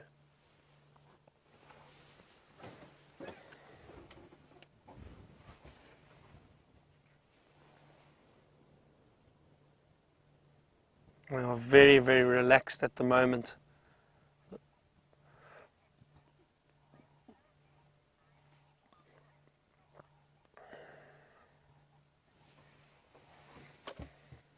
So Carolyn Hayes has asked us a question. And Carolyn would like to know, is it true that the male lions are able to smell which cubs belong to them and which don't? Yes, Carolyn, it is true. These lions have an incredible sense of smell. Usually what happens, now, when I say they are able to, I think there's a bit of a story attached to that. And the reason with that is the lions, I think, will recognize the scent of the female on the cubs, and they will recognize that they've mated with that female. So they then recognize that those cubs are potentially theirs. I don't think it is a case that they can smell the genetics of the cub and recognize their specific gene that they have passed on to those cubs. That, I think, is impossible. But they are able to pick up on the scent of the females that they have mated with, and that will allow them to tell that those are their cubs. If they pick up on the scent, or that they don't recognize potentially different males that have given birth or mated mated with those females, and they gave birth to those cubs, then these males would most likely kill them, because that's potential future competition. We're going to sit with these males a little bit longer. While we do that, head back to James for an update on Karula.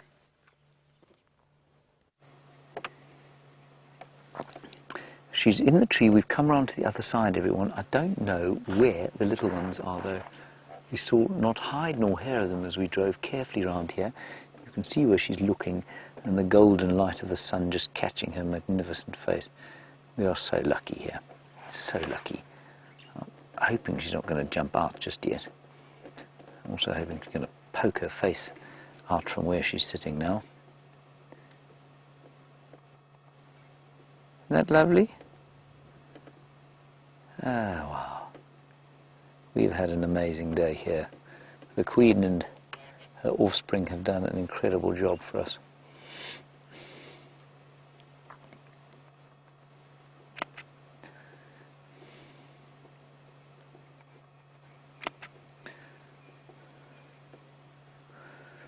Mitch, you want to know if Karula is the most successful and prolific mother in the area thus far? She certainly comes close. There are a few around, though. There are a couple down at Londolozi who've done as well as she has. I'm sure there are a couple at Mala Mala that have done as well as she has, but she has done well. Certainly of the leopards in this area, she is the oldest, and I think by default, therefore, she's done the best.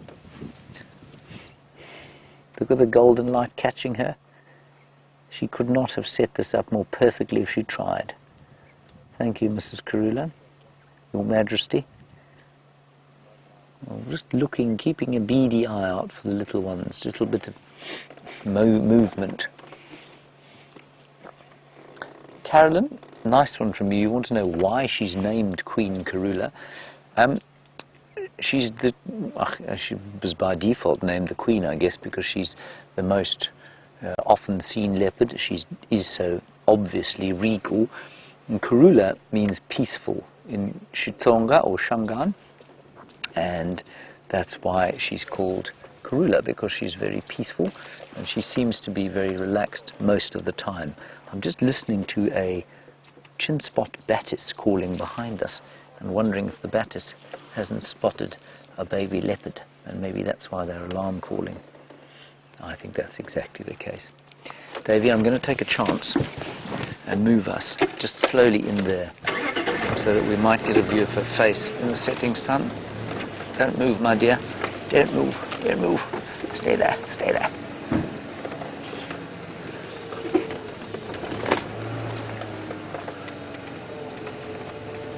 Say when you've got a shot. Is that fine?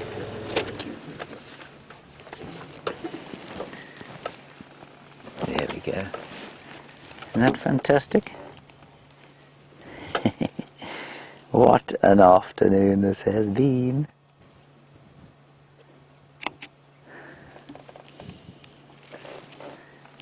I don't know where she's looking.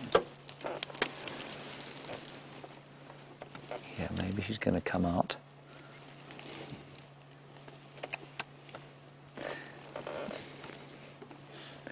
Shays, you say, why does she not seem concerned about where her cubs are now? Should she not be concerned? She is. I mean, she's looking around. She'll know where they are. She's calling. Now she's calling. Watch. Just watch her mouth. She'll go.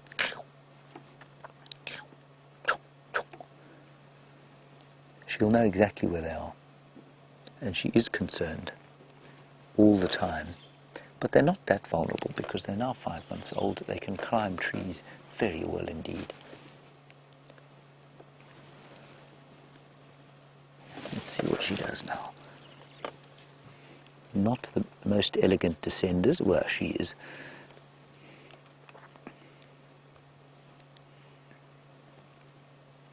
Isn't that wonderful? I think she's looking for them now. I would imagine, you know, they've been around here all day long. I would imagine she knows where they are. I'm going to take my binoculars out, see if I can't spot them.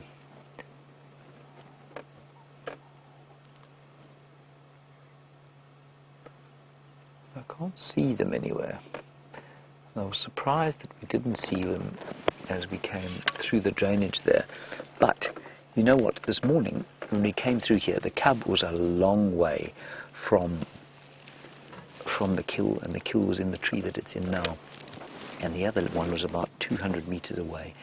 Shall you say, will the cubs climb the tree for safety with her later? They might not.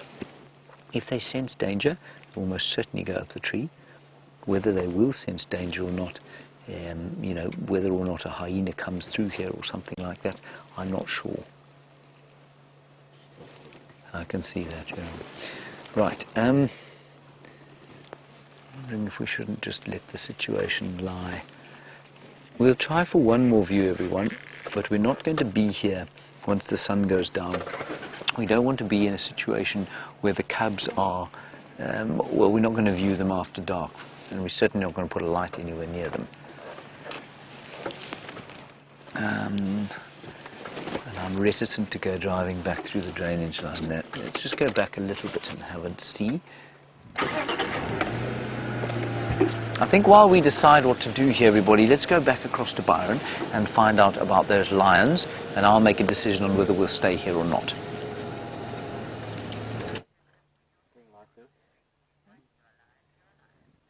We've just changed our position slightly just to have a look at the other male's face. Look at that.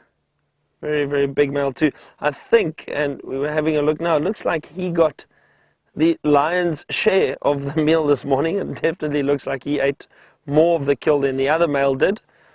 Very, very full belly. I can't believe how lucky James has been to show you that female leopard and her cubs all afternoon. It's wonderful, really, really great sighting. And we've got lions around. There's so much happening at the moment. What we're going to do though, so we're going to leave these lions for a short while. I'd like to just drive around, see if there's anything else on the clearings not far from here. And then we are going to return a little bit later, maybe in the next 20 minutes or so, and see if we get any movement from these lions. As I said, hopefully they head over to the waterhole, which is not too far in that direction, and then we'll come back and see what they are up to.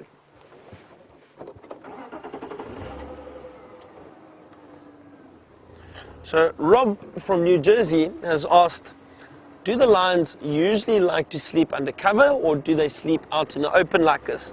So Rob, generally it depends on the time of year, and I'll tell you why. In summer it's obviously very, very hot. So the lions prefer lying in the shade, so they will go into thickets and really lie up or down into drainage lines. They'll prefer lying there. It's much cooler in the soft sand or under the shade of a tree. But this afternoon, it's been a very cool afternoon. The temperature has dropped quite a bit. They did move into the shade earlier today, but I think they moved out a little bit as the temperature dropped. It's not too hot, and it's nice to have a bit of that afternoon sun on them. So that is why those lions are out in the open. And they don't mind lying out in the open. Nothing will bother them. Those are two big dominant males. So there's no reason for them to hide away from anything. So it all depends on the time of year, Rob.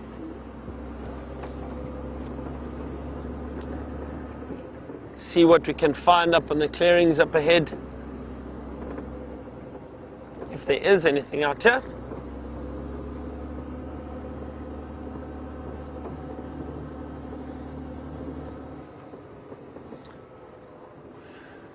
So Monique from London has asked us, is there, or do I have any idea where that lioness is? I don't, Monique. I've tried to look around there. I can't find her. She may have just moved off. And I'm guessing she may have moved in the direction of where the other two lionesses were. We found them later this morning. They were quite far from here, right up on the Buffelshoek boundary road between Buffelshoek and us. And I think potentially what happened is these males chased all those lionesses off the kill. and those two ran away, and that one lioness stayed. But I think she may have got up and tried to meet up with those other lionesses. I drove past there earlier this afternoon, couldn't see them. They had moved off too, so I'm guessing they crossed north out of Vuyatela. So I don't know, but there's nothing left of that kill, Monique. That they've eaten everything. That whole carcass is finished. Like I said, it was a young buffalo calf, so there wasn't a lot of meat, but it was enough to feed 3, 4, maybe the 5 lions all got to feed on it. I'm not too sure how much the lionesses got to eat on it. When we got them this morning, it was just the males feeding.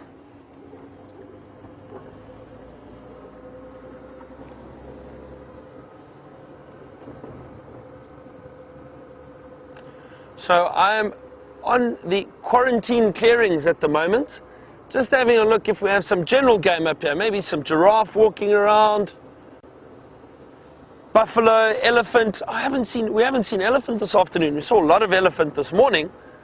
It just happens, and often happens like an elephant will come through and they drank at the waterhole and then they move off and carry on again. Can cover huge distances. Trying to see some tracks around here.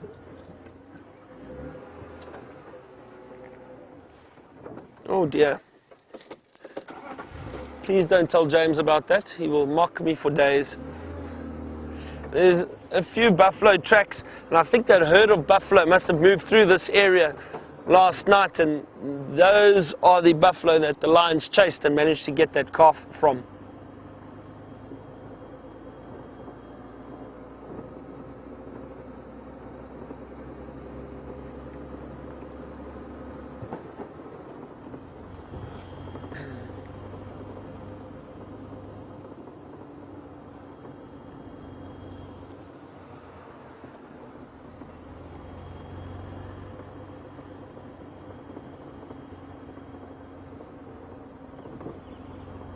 Not too much activity out in the clearings. I'm going to hang around this area a little bit longer, just keep looking, see if we can't find anything. But I'd like to hang around with these lions because I'm sure it's going to be worth it. Just got a feeling that as the temperature starts dropping, they often, they are full at the moment, but still in the cooler conditions, they do get up and move around quite a bit, and we might just be lucky and get them moving around. So I don't want to go too far.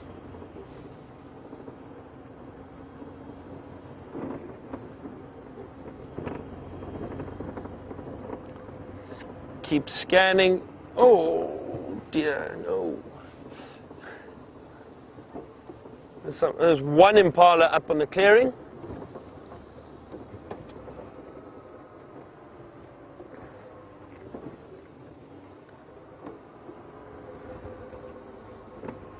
Not too much else out here. I think those lions managed to chase everything off or from this area last night.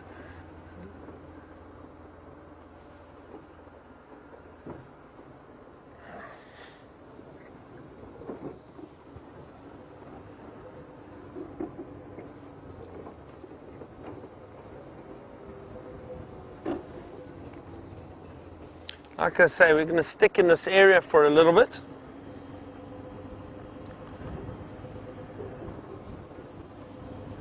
Just head back to those lines a little bit later. I'm going to do one more loop a little bit further down. See if we can't bump into anything else.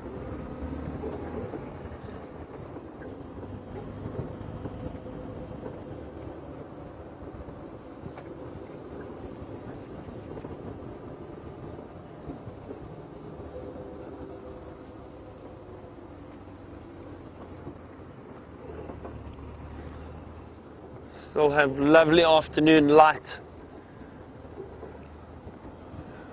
shining on these beautiful marula trees. You see these large trees growing out in the clearings. This is a beautiful marula tree. I always think they're perfect trees for leopard. They've got large branches and they span out, but usually quite horizontal, so it's lovely for a leopard to go and lie up in them. But you don't often see it. You think it happens a lot, but it doesn't. It really doesn't. You've got to be quite lucky to be able to see a leopard up in a marula tree like that, especially the larger ones.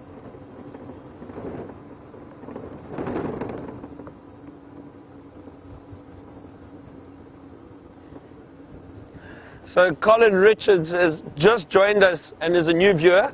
You're asking, is this live? 100% live, Colin. Whatever we see, you see. Very, very much live. So there's no cuts or take-backs or anything. And that's why while we're driving, we're trying to find the beautiful birds just flying off. See if they sit for us. I'd like to show you them. There they go. These are called green wood hoopus. Let's see if we can. There they go. Listen to. Oh, look at that beautiful red beak. Wonderful. So green wood hoopus. They used to be known as red-billed wood hoopus, but somebody thought it was necessary to change the name. And you can actually see that beautiful iridescence now. As the light is hitting the feathers, you can see they do have a greenish tinge to them. And that is why they are now known as the green wood hoopoe. I still think red-billed wood hoopoe is a little bit more fitting.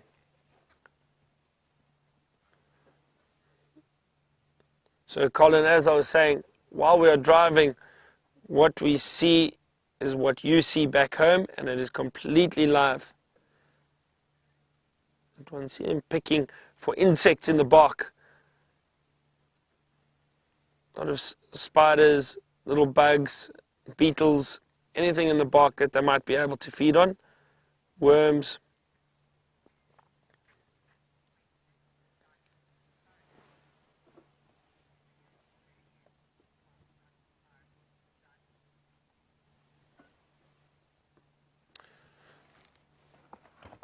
So John in Florida has asked me, what is the rarest bird that I've ever seen on safari? Rarest bird. So, well, you know, we have the southern ground hornbills in this area. And I'll try to get a picture for you quickly. Let me see if I can find one to show you what they look like. They are very endangered. So I suppose you could say they are rare and you don't see them often. I've seen quite a few of them around, which has been great. Let me just find it. There we go. Let me get VM just to show you this bird quickly. So that is what the southern ground hornbill looks like. As I said, they are very endangered. So I have seen them. They are, I wouldn't say rare, because you do see them in parts of Kruger if you are lucky, but they are endangered. But I'd say one of the rarest birds, and let me just find it quickly. The, oh gee, what's the name again? The spotted creeper. Spotted creeper. Now, let me show you. It is a, well, I think a very rare bird, because they are very difficult to find. And they only occur in certain parts of Africa. And they mainly occur up in Zimbabwe. So let me show you over here. That is the spotted creeper. And that is probably the rarest bird that I've ever seen. I've been fortunate enough to go into an area in Zimbabwe where they are seen, and we specifically went looking for this bird, and we found it. They jump around on trees looking for insects, usually little worms in it that they feed on, larvae, spiders, and they are not easy to see, but I managed to see one of those. So I'd say that is probably the rarest bird that I've seen.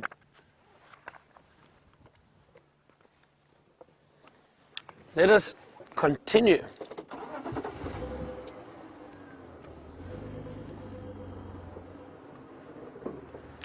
We are passing some other guests at the moment on safari. Good afternoon, everyone. Hello, how are you? Good, good. Enjoy. Cheers.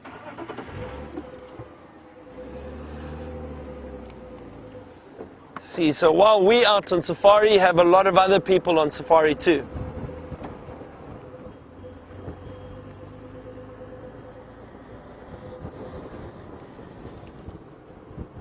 And James Richard has asked us, what is the preferred nest site for a wood hoopoe? Now, generally they do nest in the bark of in the stems of trees. James, they'll find little holes that they will go into and nest in there. So something like a marula tree would provide probably a lovely area or a lovely hole for a nesting bird like the wood hoopoe.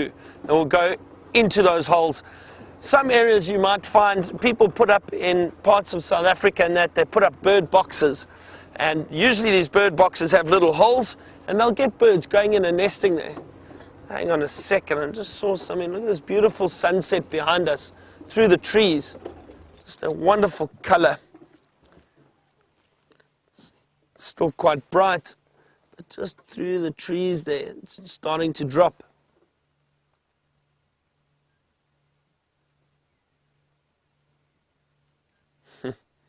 It's very, very bright still, but within a few minutes we're going to have a beautiful sunset.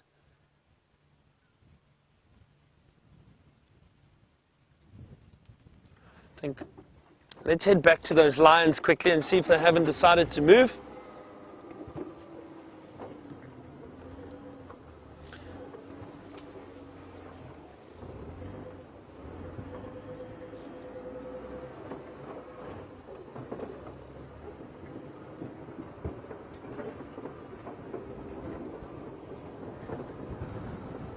So, while I'm heading back to the lions, I hear James is now trying to follow up on Wild Dog, and I'm not sure, I think he has got a report.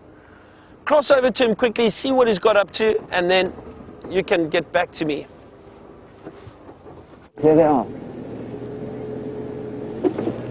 Everybody, we've come to the place where the dogs are, and the dogs are here, somewhere, just near here.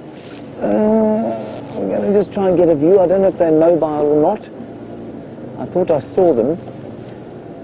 Let me just get past this fellow. There we go. There's a dog. 2 dogs. And a vehicle. Don't worry, we will... we can't go where he's going. So we're going to have to wait for him to go in there, and then we will have a view. So they are north of our boundary that we're allowed to go to. Let me just go forward. So that's wild dogs, everybody. Endangered species, second most endangered carnivore in all of Africa. And sitting... Oh, sorry, my audio is muffled because it's in my jacket. And that is because I'm an idiot. There we go. Just go a little bit forward, we might get a nice view here. Yes, we will. We'll get a nice view here, Davey. You tell me when, is that right? Fantastic. Now, I know for some people who've perhaps never seen these before, many have never even heard of them, these are the wolves of Africa. They're called painted wolves. That's what their Latin name means. They're not related to domestic dogs.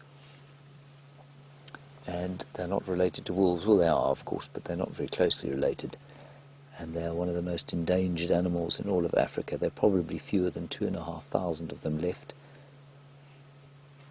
They're hugely prone to diseases brought in by domestic animals. But here they are, and for me, my favourite carnivore out here.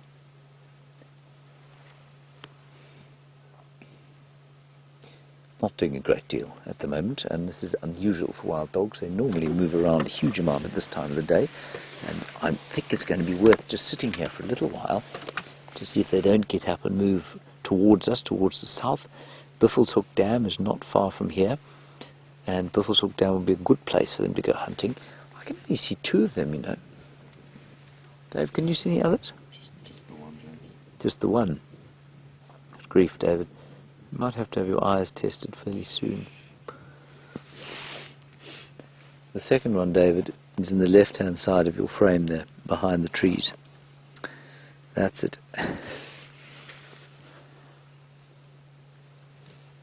Now, a pack of 2 is very unusual, unless it's a dispersal pack. A dispersal pack would be a pack of males or females, yearlings, that have left their natal pack, so the pack into which they were born, and they'll go and try and set up another pack. There we go, one's up.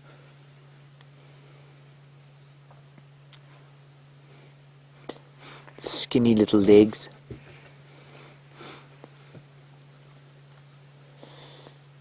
cat in Tampa, a nice one, of course, given the relationship we know that domestic dogs and domestic cats have. And you say, will wild dogs chase cats, cubs? Would those cubs be in danger? No, not from these dogs, I don't think. If they came across them, yes, then they'd probably kill them. All the predators will kill each other's offspring if they can, to reduce competition, we think, and to reduce threat. But male leopards, believe it or not, are renowned for taking wild dog puppies. So they do not have a strong relationship. And that wild dog probably weighs about 25 kilograms, which is about half the weight of Karula, maybe a little bit more. But Karula is a lot more solid and a lot built for explosive speed, whereas that dog is built for coursing, for running big distances. See, they're starting to get moving now. Might lie down a bit and just... There's another one there. There might be another one there. I can't see.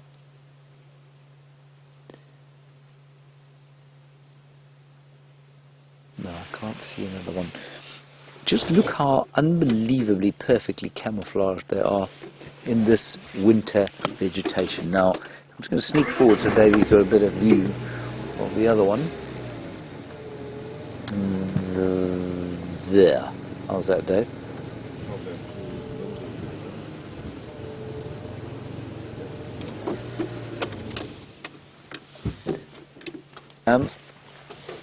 This, of course, is the time of the year when they give birth. And they are unusual in that they give birth not during the rainy months when there are lots of little babies around. They give birth when there are no little babies around in terms of herbivores. And they do that for precisely the reason that you open, which you'll hunt the coursing predators. They're not ambush predators like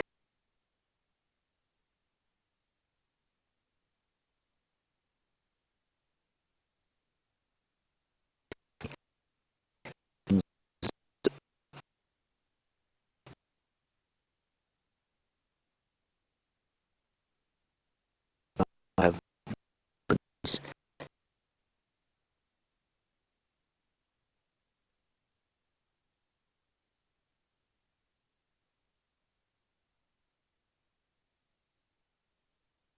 Roger?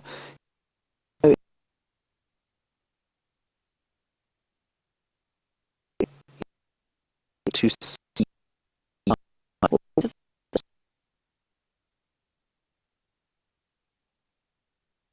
some of the day. I'm sure they're not doing it now unless they had a really... But often they'll hunt during the popular time, the evening.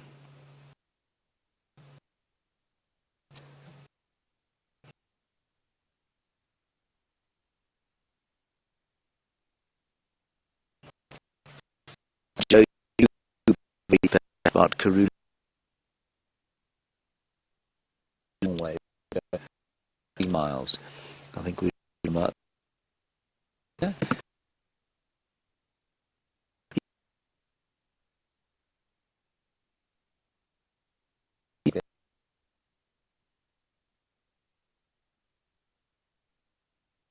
Really go looking for them.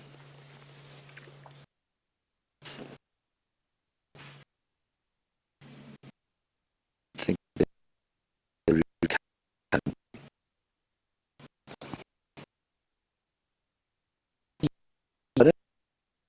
I'm here. They had a meal earlier today, and they'll probably just lie there. We have an amazing view of the sunset there that David is showing you.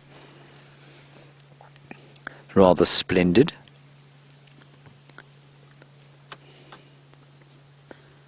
Isn't that lovely? And you can see the amount of dust there is in the air.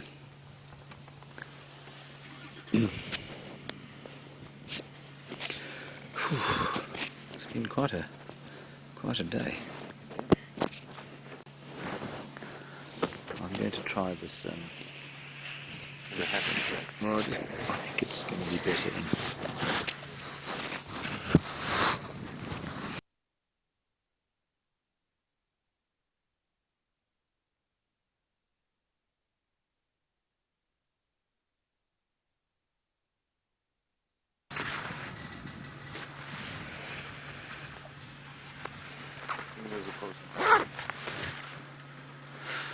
Right, sorry about that everybody, not sure what happened there, but there you can see the beautiful African sunset. It is coloured red like that by the southeasterly breeze that is blowing through here, blowing up the dust. Perhaps there might even be a fire in one of the forests down towards the south, and those will be sort of plantation forests for paper trees, excuse me, and planking trees.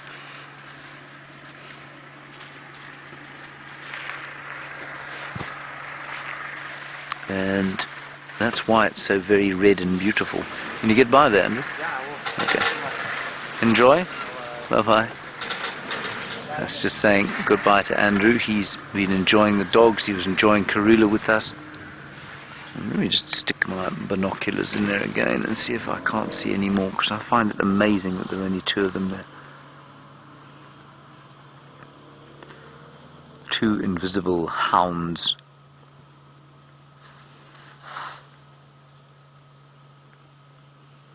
Now, Raisa, you say, isn't this the pack of only 3 dogs? It could well be, Raisa. Our little Investec pack, I think, has been reduced to 3. And we actually had another pack of 3. Remember that dispersal pack that we had on Cheetah Plains? So it could well be. And I haven't seen a pack of 2 in this area, and it could easily be that pack of 3. And we might just be missing one of them behind one of those logs. Let me roll back a bit.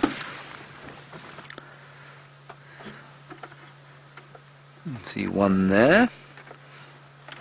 And we'll just roll. Oh, one of them's, another one's up. Just behind, obviously. Let me go a little bit forward.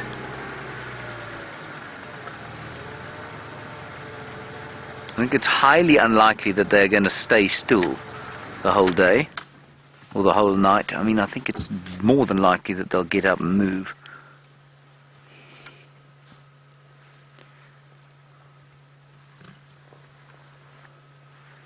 But just not yet. And you can see, maybe you can hear the wind now picking up, and especially as the sun's just dipped below the horizon, wind blowing through the trees here. You can hear the rustling of the leaves.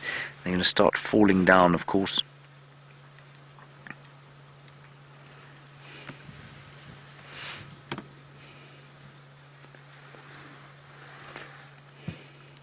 Oh, marvellous. Byron has got some elephants. Let's go and have a look.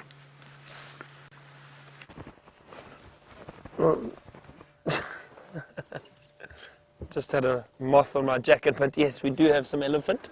Have a look just off to the side. Looks like a herd that is in this thicket, and I can see 1 or 2 babies in the background. But this young one is feeding on the branches and the bark of those trees. Very interesting to see. Look, now it's stripping some leaves, feeding on that. But there are a few elephant through here, and I'm hoping they are going to head out into the open pretty soon. And it looks like they are. Give me a second, I'm just going to move forward. It looks like a big adult coming through. Let me see if I can show you where she is. Ah, look at this. And the baby. Oh, wonderful. We have been very fortunate today. We've seen so much. Let's see what they do.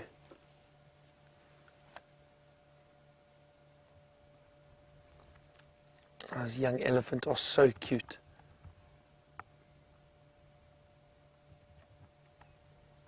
This was just while we were on our way back towards the lions. I don't think they have moved yet. Had a brief look at them as we passed, but we heard the elephant and came to have a look. They've been feeding in this thicket.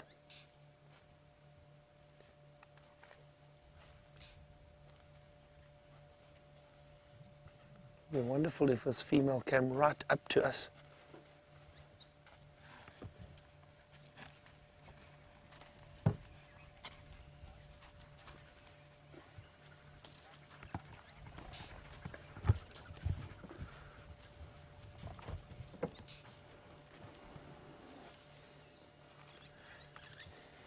Hilna has asked us a question about the elephant and their aging. And Hilna would like to know, do these elephant get aged in a similar way that dogs do? Does 1 dog year equal 7 human years?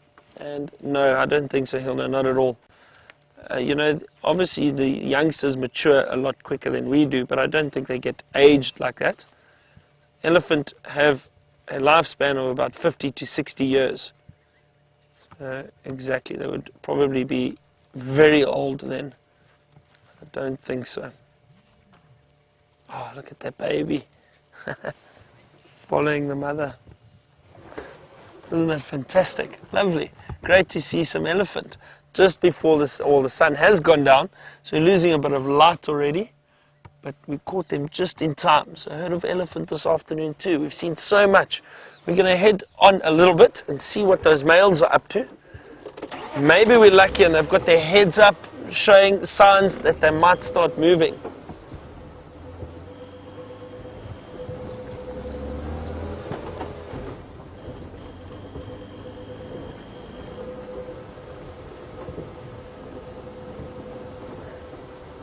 Temperature's dropped quite a bit now, so it is really cool. Looks like those males are still lying down. They have not moved. Very comfortable. They're full. They've eaten a lot. They've probably had some water. Actually, we did see the one drinking earlier today.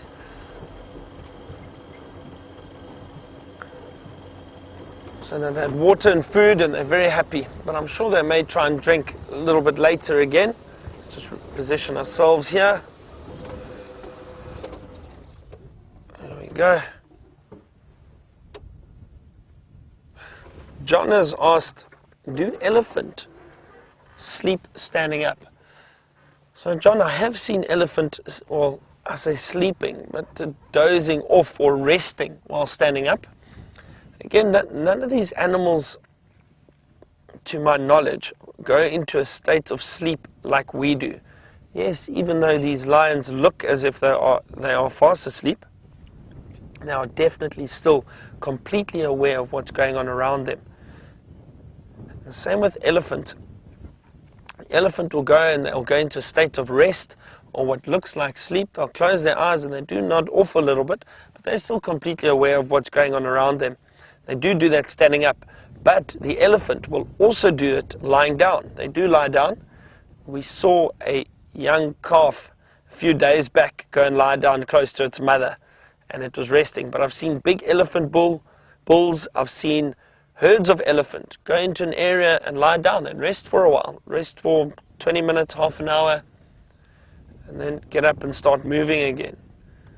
So they do sleep standing up and lying down, but again, it's not a state of sleep that we are used to. It's not completely out. They are still very aware of what's going on around them.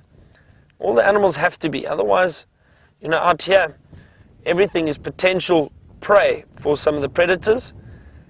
Even large elephant, lions will go for them, and also the lions still need to be careful that they don't get ambushed by perhaps other lions coming into their territory. So everything needs to be aware and alert. The other thing is, if lions are sleeping and potential food walks past or prey, if they're not alert and aware, they'll miss it. So they do still keep an ear out for any animals moving around. I've seen lions sleeping like this and an impala accidentally run into a pride and run into the group, and before I knew it, the males were actually up before the females. They grabbed the impala, pulled it down, and the whole pride got to feed on it. The males took most of it though, and it happened very quickly. Within 20 minutes the entire impala had been eaten. But it just shows how quick and alert they are if they have to be.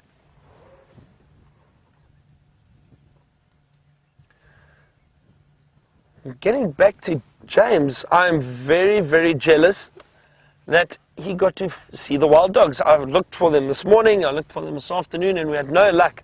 I think they may have crossed the boundary and they moved a little bit further back, maybe went towards Biffleshoek Waterhole to drink again this afternoon. I'm not too sure, but James was lucky enough to find them and show them to you. I'm happy about that. It's always great to see wild dog. And speaking of which, why don't we go back to him and see what they're up to?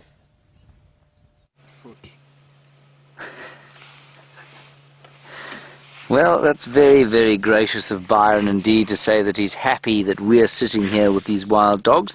I'm very happy we're sitting here with these wild dogs. David, are you happy we're sitting here with the wild dogs? Ecstatic. Good news. Now, they've done absolutely nothing since you left us. And I was just reading about them, or I was reading about a number of canids around here.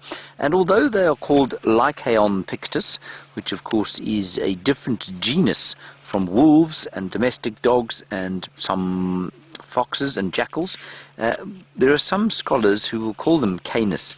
In other words, they're probably more closely related to jackals and domestic dogs and wolves than we think they are. I don't think that interbreeding is possible. As far as I'm aware, it is not. But they can sometimes be found in association with jackals. So they are a social species, and if they happen to find themselves on their own, it's not entirely unlikely that they would go off and spend a bit of time with some jackals. And the jackals, of course, don't mind that because, well, wild dog provides regular meals. So we won't sit here for too much longer. We'll just be here. We can sit with them till it's dark, I guess. But I wonder, I think they probably had a fantastic meal this morning, and that's probably why they are not doing anything as we speak. They're probably just lying there. With any luck, those lions are going to wake up and start roaring. And of course, hearing lions roar would be wonderful.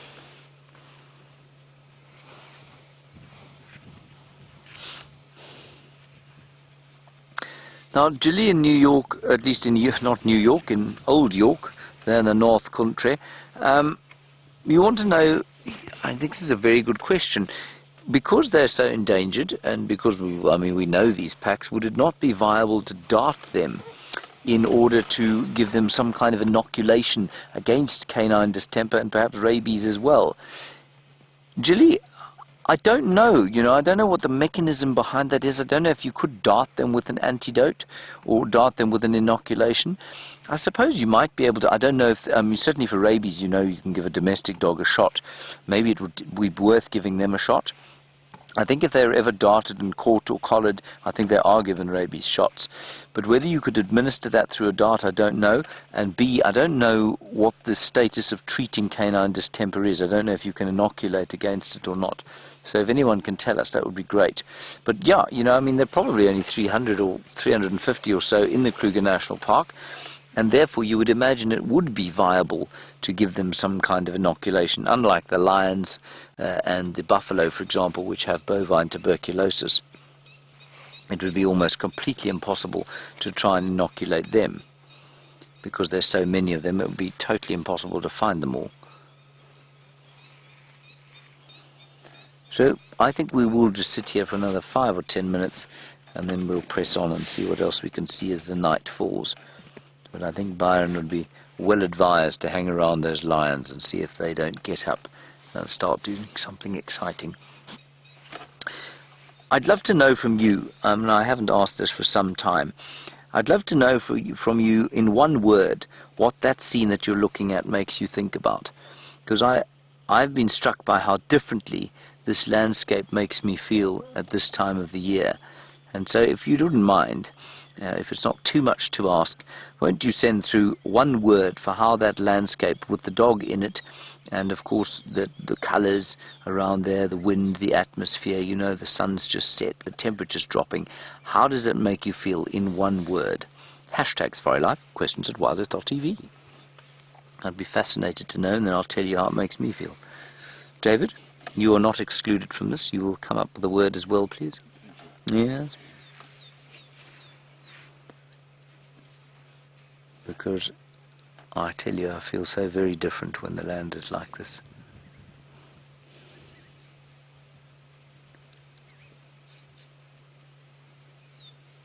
I feel two things actually. I'm not going to tell you till you've told me. So let's just enjoy these doggies for a little while. They did sit up briefly while you were away there with the elephants, but at the moment you can see fast asleep.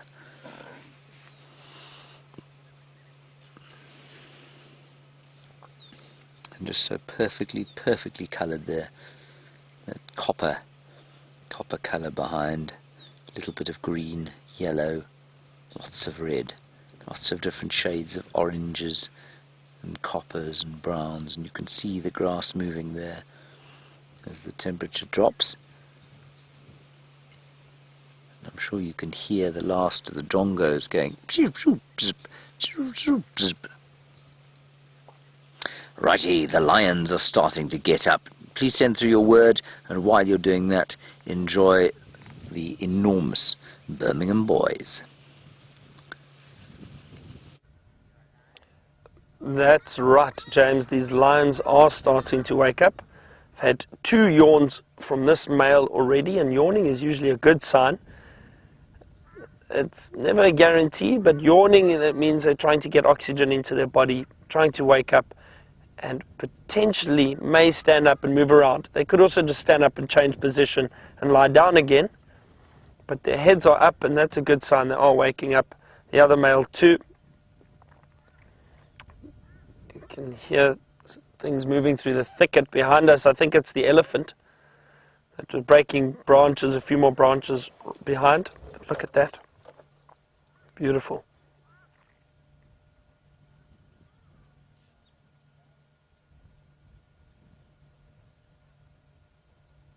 That is great.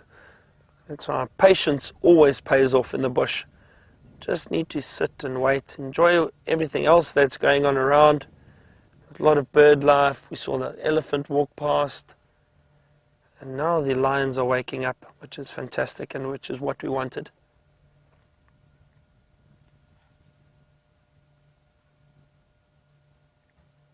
Beautiful face.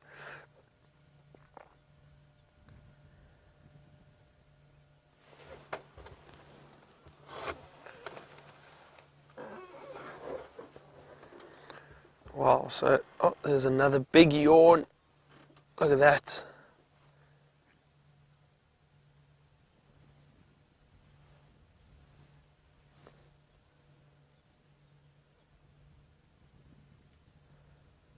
We have been very, very fortunate this afternoon. Wait, another yawn. That's good. I'm sure he's going to stand up shortly. Come on, let's see. Let's see if I'm right. I am guessing that that male is going to stand up very, very soon.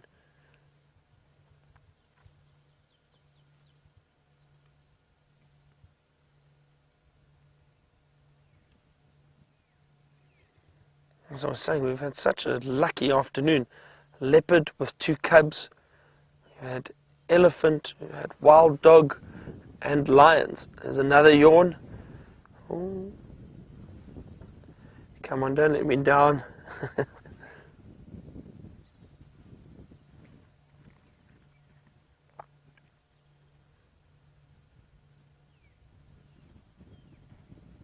Again, there's general behavior that I've seen in the past that leads up to certain parts, certain behavior from the animals, but it's not always a guarantee. We are sitting very close to the dam cam at the moment. It's very close to Vuyatela Dam.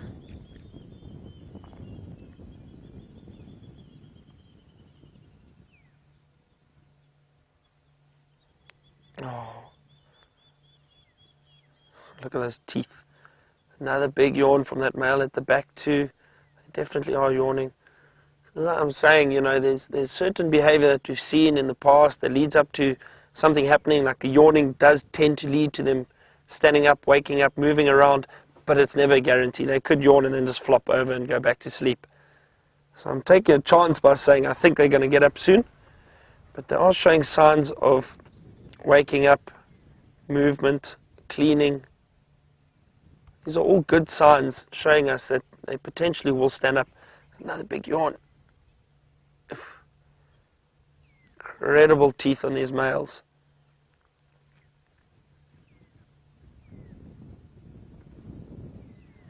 This is what we wanted, everyone. We wanted to see these lions with their heads up, waking up.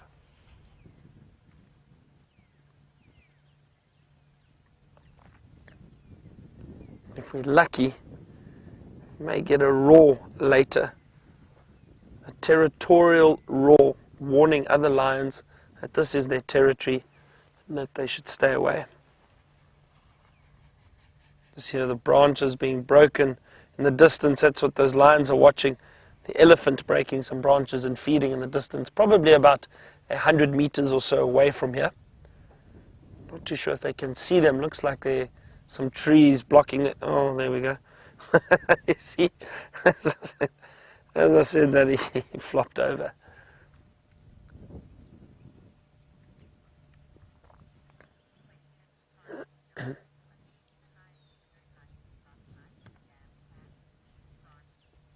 So Francie has asked, are these the lions that we possibly heard last night on the dam cam? Yes, Francie, these are the lions.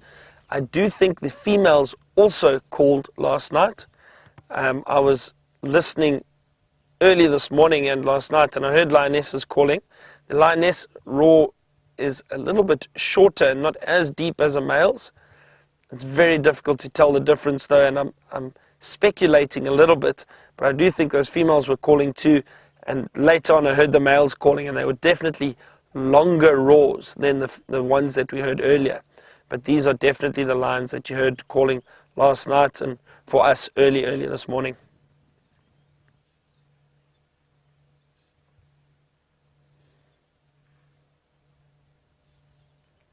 Cleaning the paws.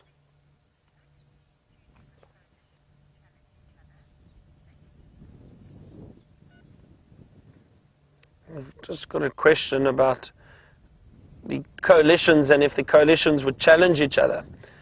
Yes, definitely. The coalitions do challenge each other. And that is why it's important for these coalitions to stick together. The larger the coalition, so if you have males of 3 or 4 males, coalitions of 3 or 4 males together, they will be far more successful than coalitions of just 1 or just 2, for example, or if a male is by himself. But there's constantly territorial disputes going on between lions. So if you have a very successful coalition, large, strong, powerful males, they will be able to keep out any other potential threats or potential challenges for their territory and for their females. These coalitions will mate with females from different prides, not just one pride. Just remember, in nature, success is purely a case of having a large territory and having offspring. If they have offspring, they are considered successful. So that's what these males strive to do, and that's why they stick together. Sounded like some hyena calling very far away, very faint call.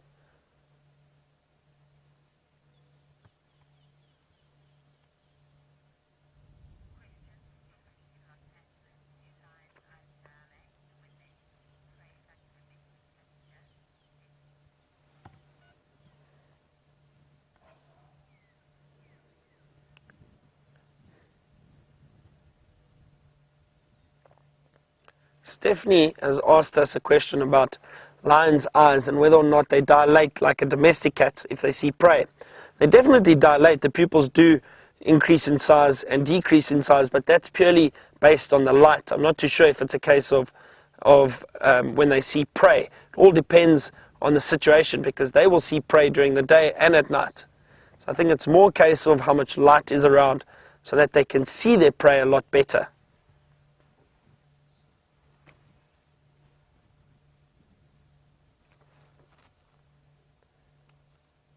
You see that white underneath that male lion's eye.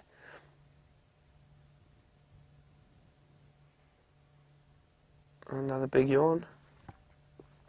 So that the white line under the eye, the theory is that that allows more light to be reflected to the eyes of these predators, these nocturnal predators, so that they can see a lot better at night. Their eyesight is far better than ours. And it's measured, I think the scientists have measured it because of the number of rods and cones in the eye itself compared to ours. So it is very, very different. And they believe that they see in a more neutral color, so generally a black and white shade as opposed to the color spectrum that we have. Again, it's the studies that have been done on the amount of rods and cones in their eyes, and they, I think, are able to tell more or less what they see. But I think it is very difficult, but nowadays technology, they're able to test these theories very, very thoroughly and are quite accurate. But that white light, or those white lines, I think from the theory is that it does reflect light to the eyes, and I think it is very, very accurate. It does help reflect a little bit more light to that eye so they can see better at night. This lion is yawning a lot, but he's not standing up for us just yet. Come on.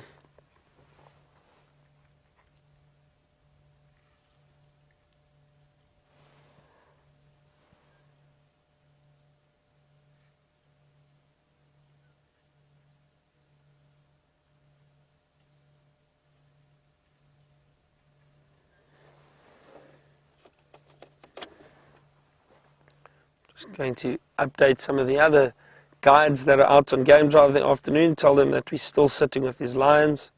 They are around.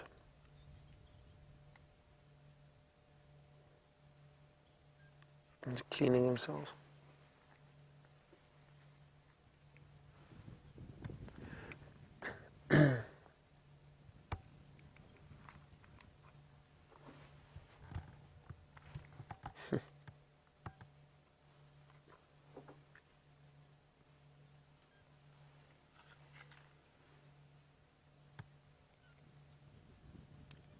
Stations, just an update. These two coalition members are still lying up in the same position, just off Vuyatela Dam, out in the open. One station, yeah.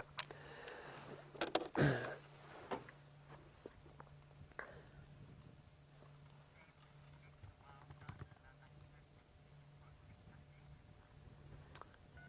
going to sit here a little bit longer and see if these males don't get up.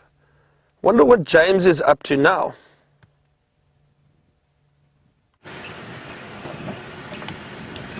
We've come to Buffelshoek Dam, everybody, and the hippopotamus is out of the water. Let me just drive up onto the wall quickly, and then you can have a look-see at him. He's just over there. And not alone. Two hippopotami. One big fat one, one small fat one. And they're wandering off in search of something to eat. Now, while we look at them, everyone, you've very kindly sent through some words for me. And we had, I'm just going to get Rebecca to read them out to me again. So we had peaceful from Christina, Lynn and Monique. We had serene from another Lynn.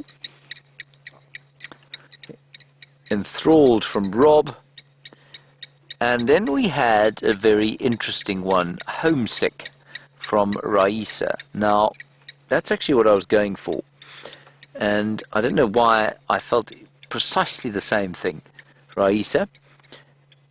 And I think it's got something to do with the fact that the vegetation is wintry, the wind was blowing, and those dogs were sort of huddled there. And to me, it felt so very different from the summertime when it's so green and somehow so much brighter. And yes, there was a sense of real nostalgia about it for me, and yeah, an element of homesickness. Not that I don't feel at home here, but I don't know why that it conjured up some, exactly that feeling in me as well. So that's what I was going for. I don't see anything else particularly enthralling at the dam here. There's one irritated blacksmith lapwing going ding ding ding ding ding ding ding ding ding ding ding ding ding ding ding ding ding ding ding. There we go.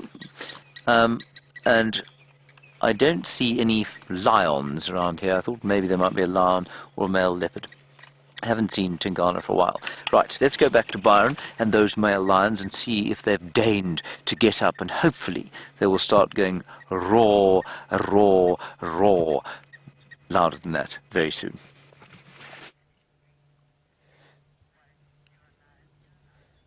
Yes, James, hopefully they do roar for us. Nice that you got a glimpse of that hippo leaving the water. That's great. And probably moving off to feed. But you see, we have had the one male stand up and still yawning, cleaning, scratching, all signs that they're going to become a little bit more active. The other one's head's back up again. Wow, it's a big yawn.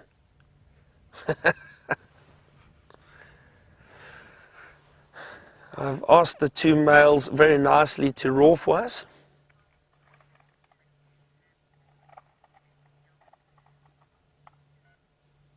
Let's see what these males do. Oh, look at that, very affectionate. They always rub up against each other, the males and the coalitions. The reason for that is it just increases their bond between one another. Helps strengthen that bond. Look at him. Don't want to shine directly on the male's eyes. He may come and scent mark behind us here. Let's hope he doesn't spray on us.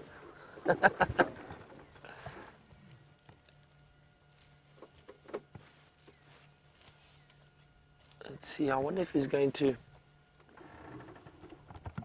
head towards the waterhole. Now it's a case of who do we follow? This one or the one lying down?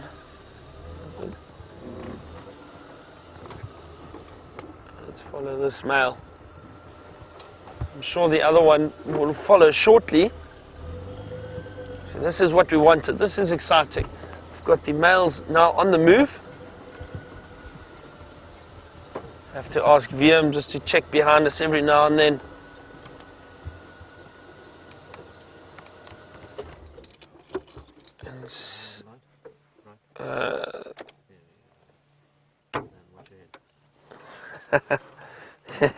I seem to be in the shot. I apologize.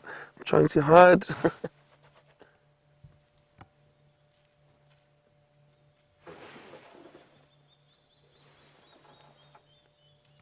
wonder where he's off to. The thickness of thickest. That's what VM says.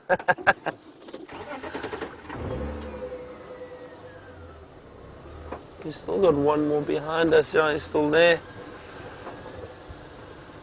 Oh dear, he is going off into the thickness of thickest, VM. I don't know what. This is very thick. That's right down through that thick area towards that drainage line. We won't be able to follow him down there. But I think he's possibly just picked the most direct route for the area that he wants to go. Maybe he knows which direction that lioness went. Let's see, I wonder what he's found there. Can't really see.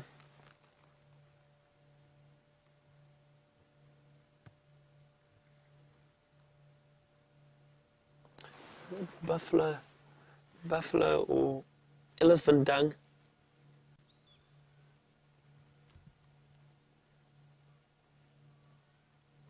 So it's possibly elephant dung and urine.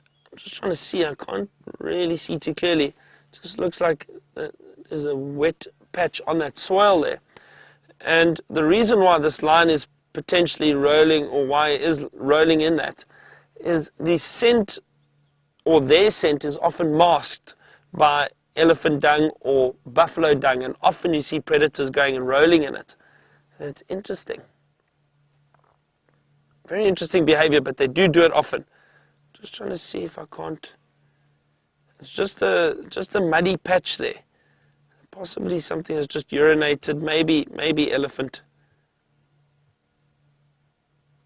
or buffalo, and they are rolling in it. Leopard do it too. The leopard also go and roll in the dung of buffalo or elephant. As I said, it helps mask their scent. Just want to scan off to the other side quickly. The other male hasn't moved yet. Very interesting behavior.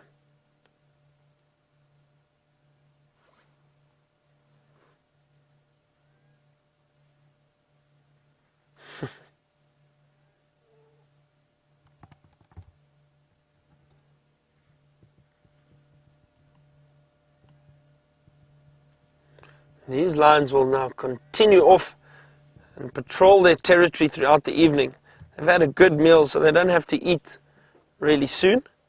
They can go a day or so without food, but it's not to say they won't try and hunt or find food. They're very opportunistic, and if food comes along, they'll definitely eat. They will never say no to a meal.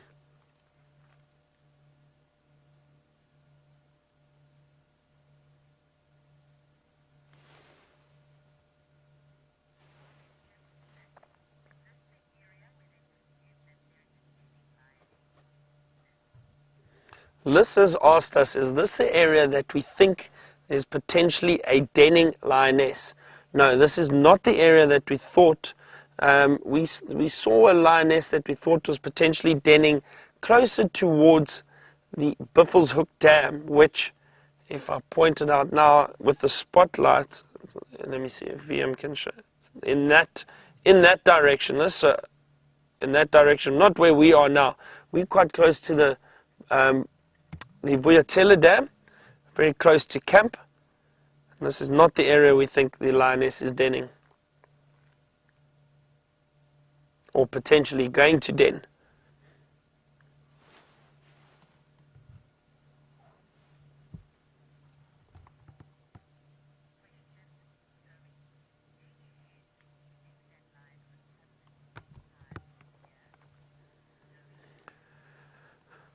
So Zoe has asked us, do we usually see leopard and lions with cubs at the same time of year? No, we don't. So they can give birth any time of year. It all depends on when they've mated.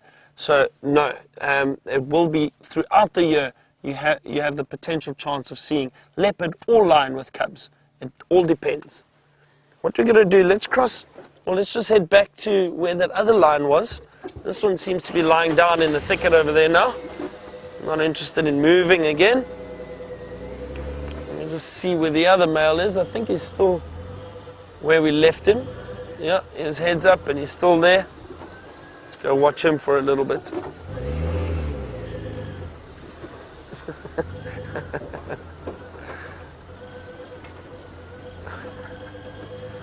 Always got to watch where you're reversing. You might reverse into a deep donga or drainage line.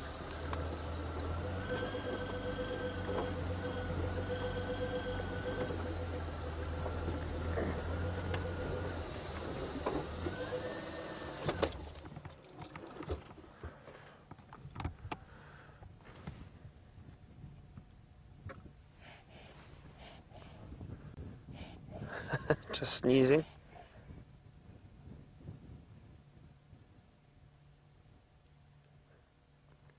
It's a beautiful, beautiful picture of that lion.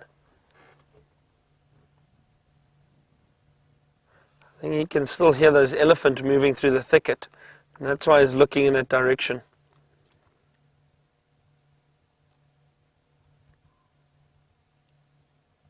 I'm hoping one of these males decides to roar.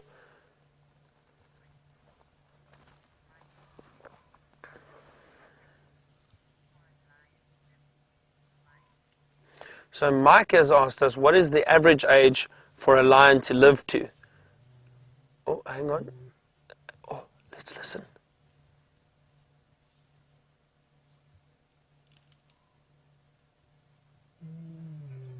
There we go, here we go. I think we're in for a roar.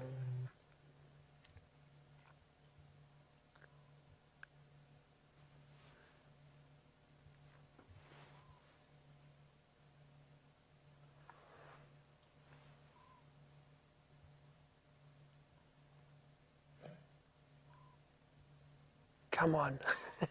He's teasing us. He's definitely teasing us. Oh, I thought he was going to roar there. Oh, I hear the other one. Thought he gave a little call there too. So Mike, getting back to your question, how long what's the average age or life expectancy of a lion? For a male lion, it's about 10 to 12 years on average. For a lioness, it's about 14 to 15 years. Again, that's an average. It can be shorter, it can be longer. All depends on competition from other lions, if they get injured or not in fights. But generally, it's 10 to 12 years or 14 to 15 for females. Also depends, males may live a little bit longer if they're in a successful coalition and they've got lionesses hunting in the area where they are very frequently and they're eating well. And they could potentially live a bit longer. But that is an average age mark for males and females.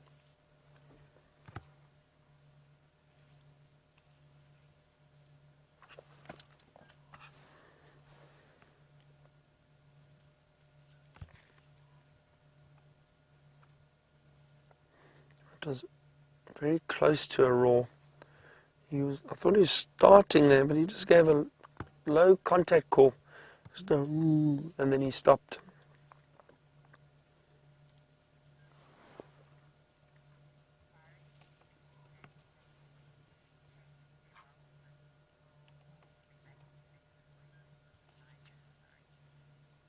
Hang on, listen, the other male's starting.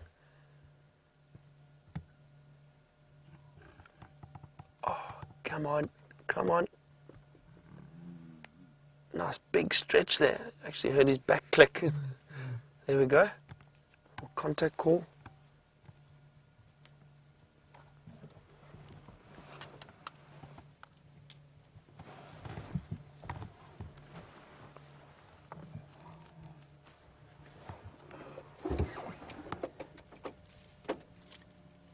I just want to reverse quickly.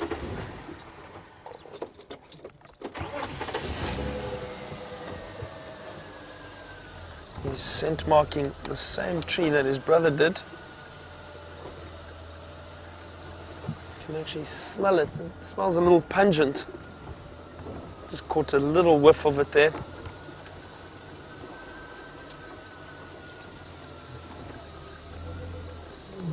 Oh, here we go. Come on.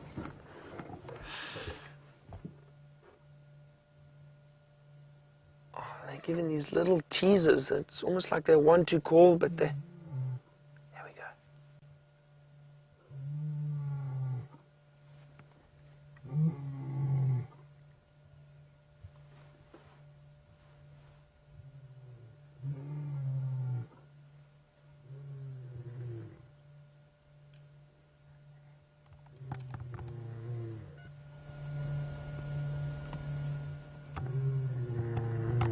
Go. The other one's starting to roar a little louder. I think this one will shortly.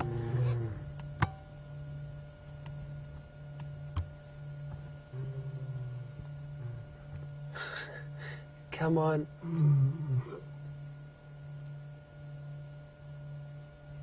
Almost like they're just contact calling to one another.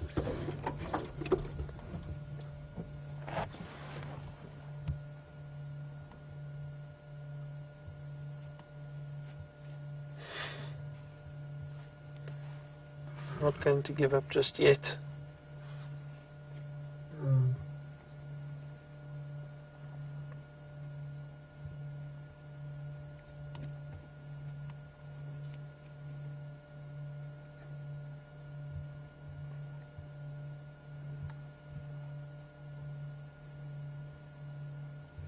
See if they potentially hear other lions roaring, and their hearing is far better than ours.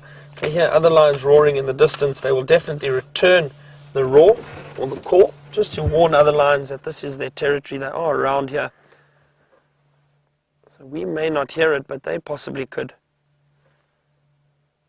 It's almost like those were just little contact calls or roars between these two males, just a very low call, just to one another, but it's almost, I think they want to, I'm sure they're going to roar soon, I'm hoping.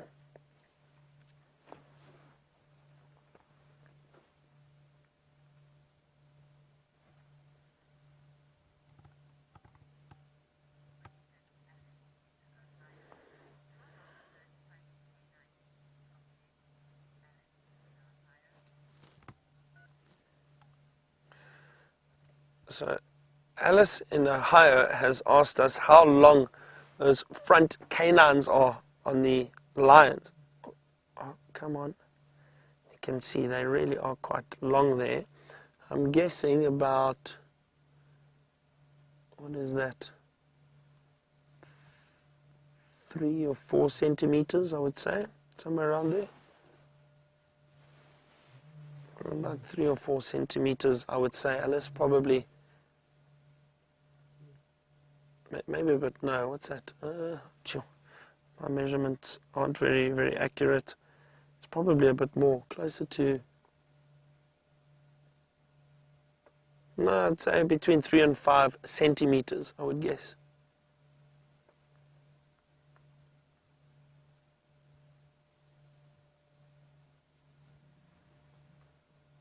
As soon as I think they're going to roar, they stop. And the rest. But I'm sure this evening, if you keep watching on the dam cam, you might be able to hear them.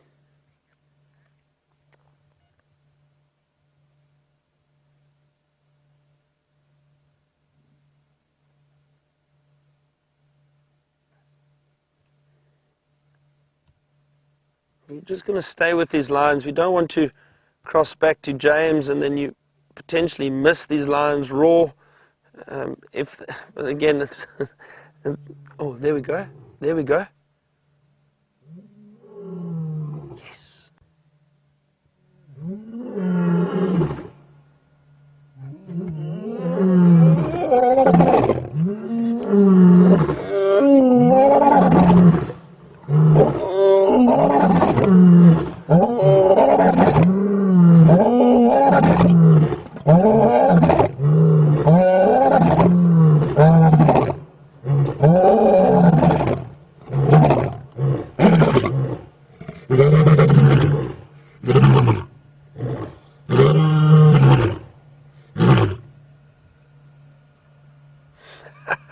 Fantastic, we got a lion roar.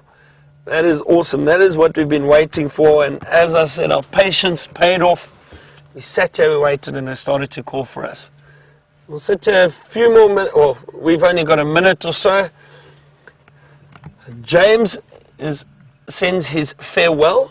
And James and David on the other vehicle, thank you to them for a wonderful afternoon. Here with these lions, and I'm so happy we got to hear them roar right at the death. Just shows you patience pays off. Thank you very much to the ladies in final control. We had Rebecca and Chelsea this afternoon. Thank you very much for sending through the questions to us. I always refer to them as the voices in my head. It's great to hear them, and they always help us out with the questions, let us know what each other are doing. I wonder if these lions are going to roar again.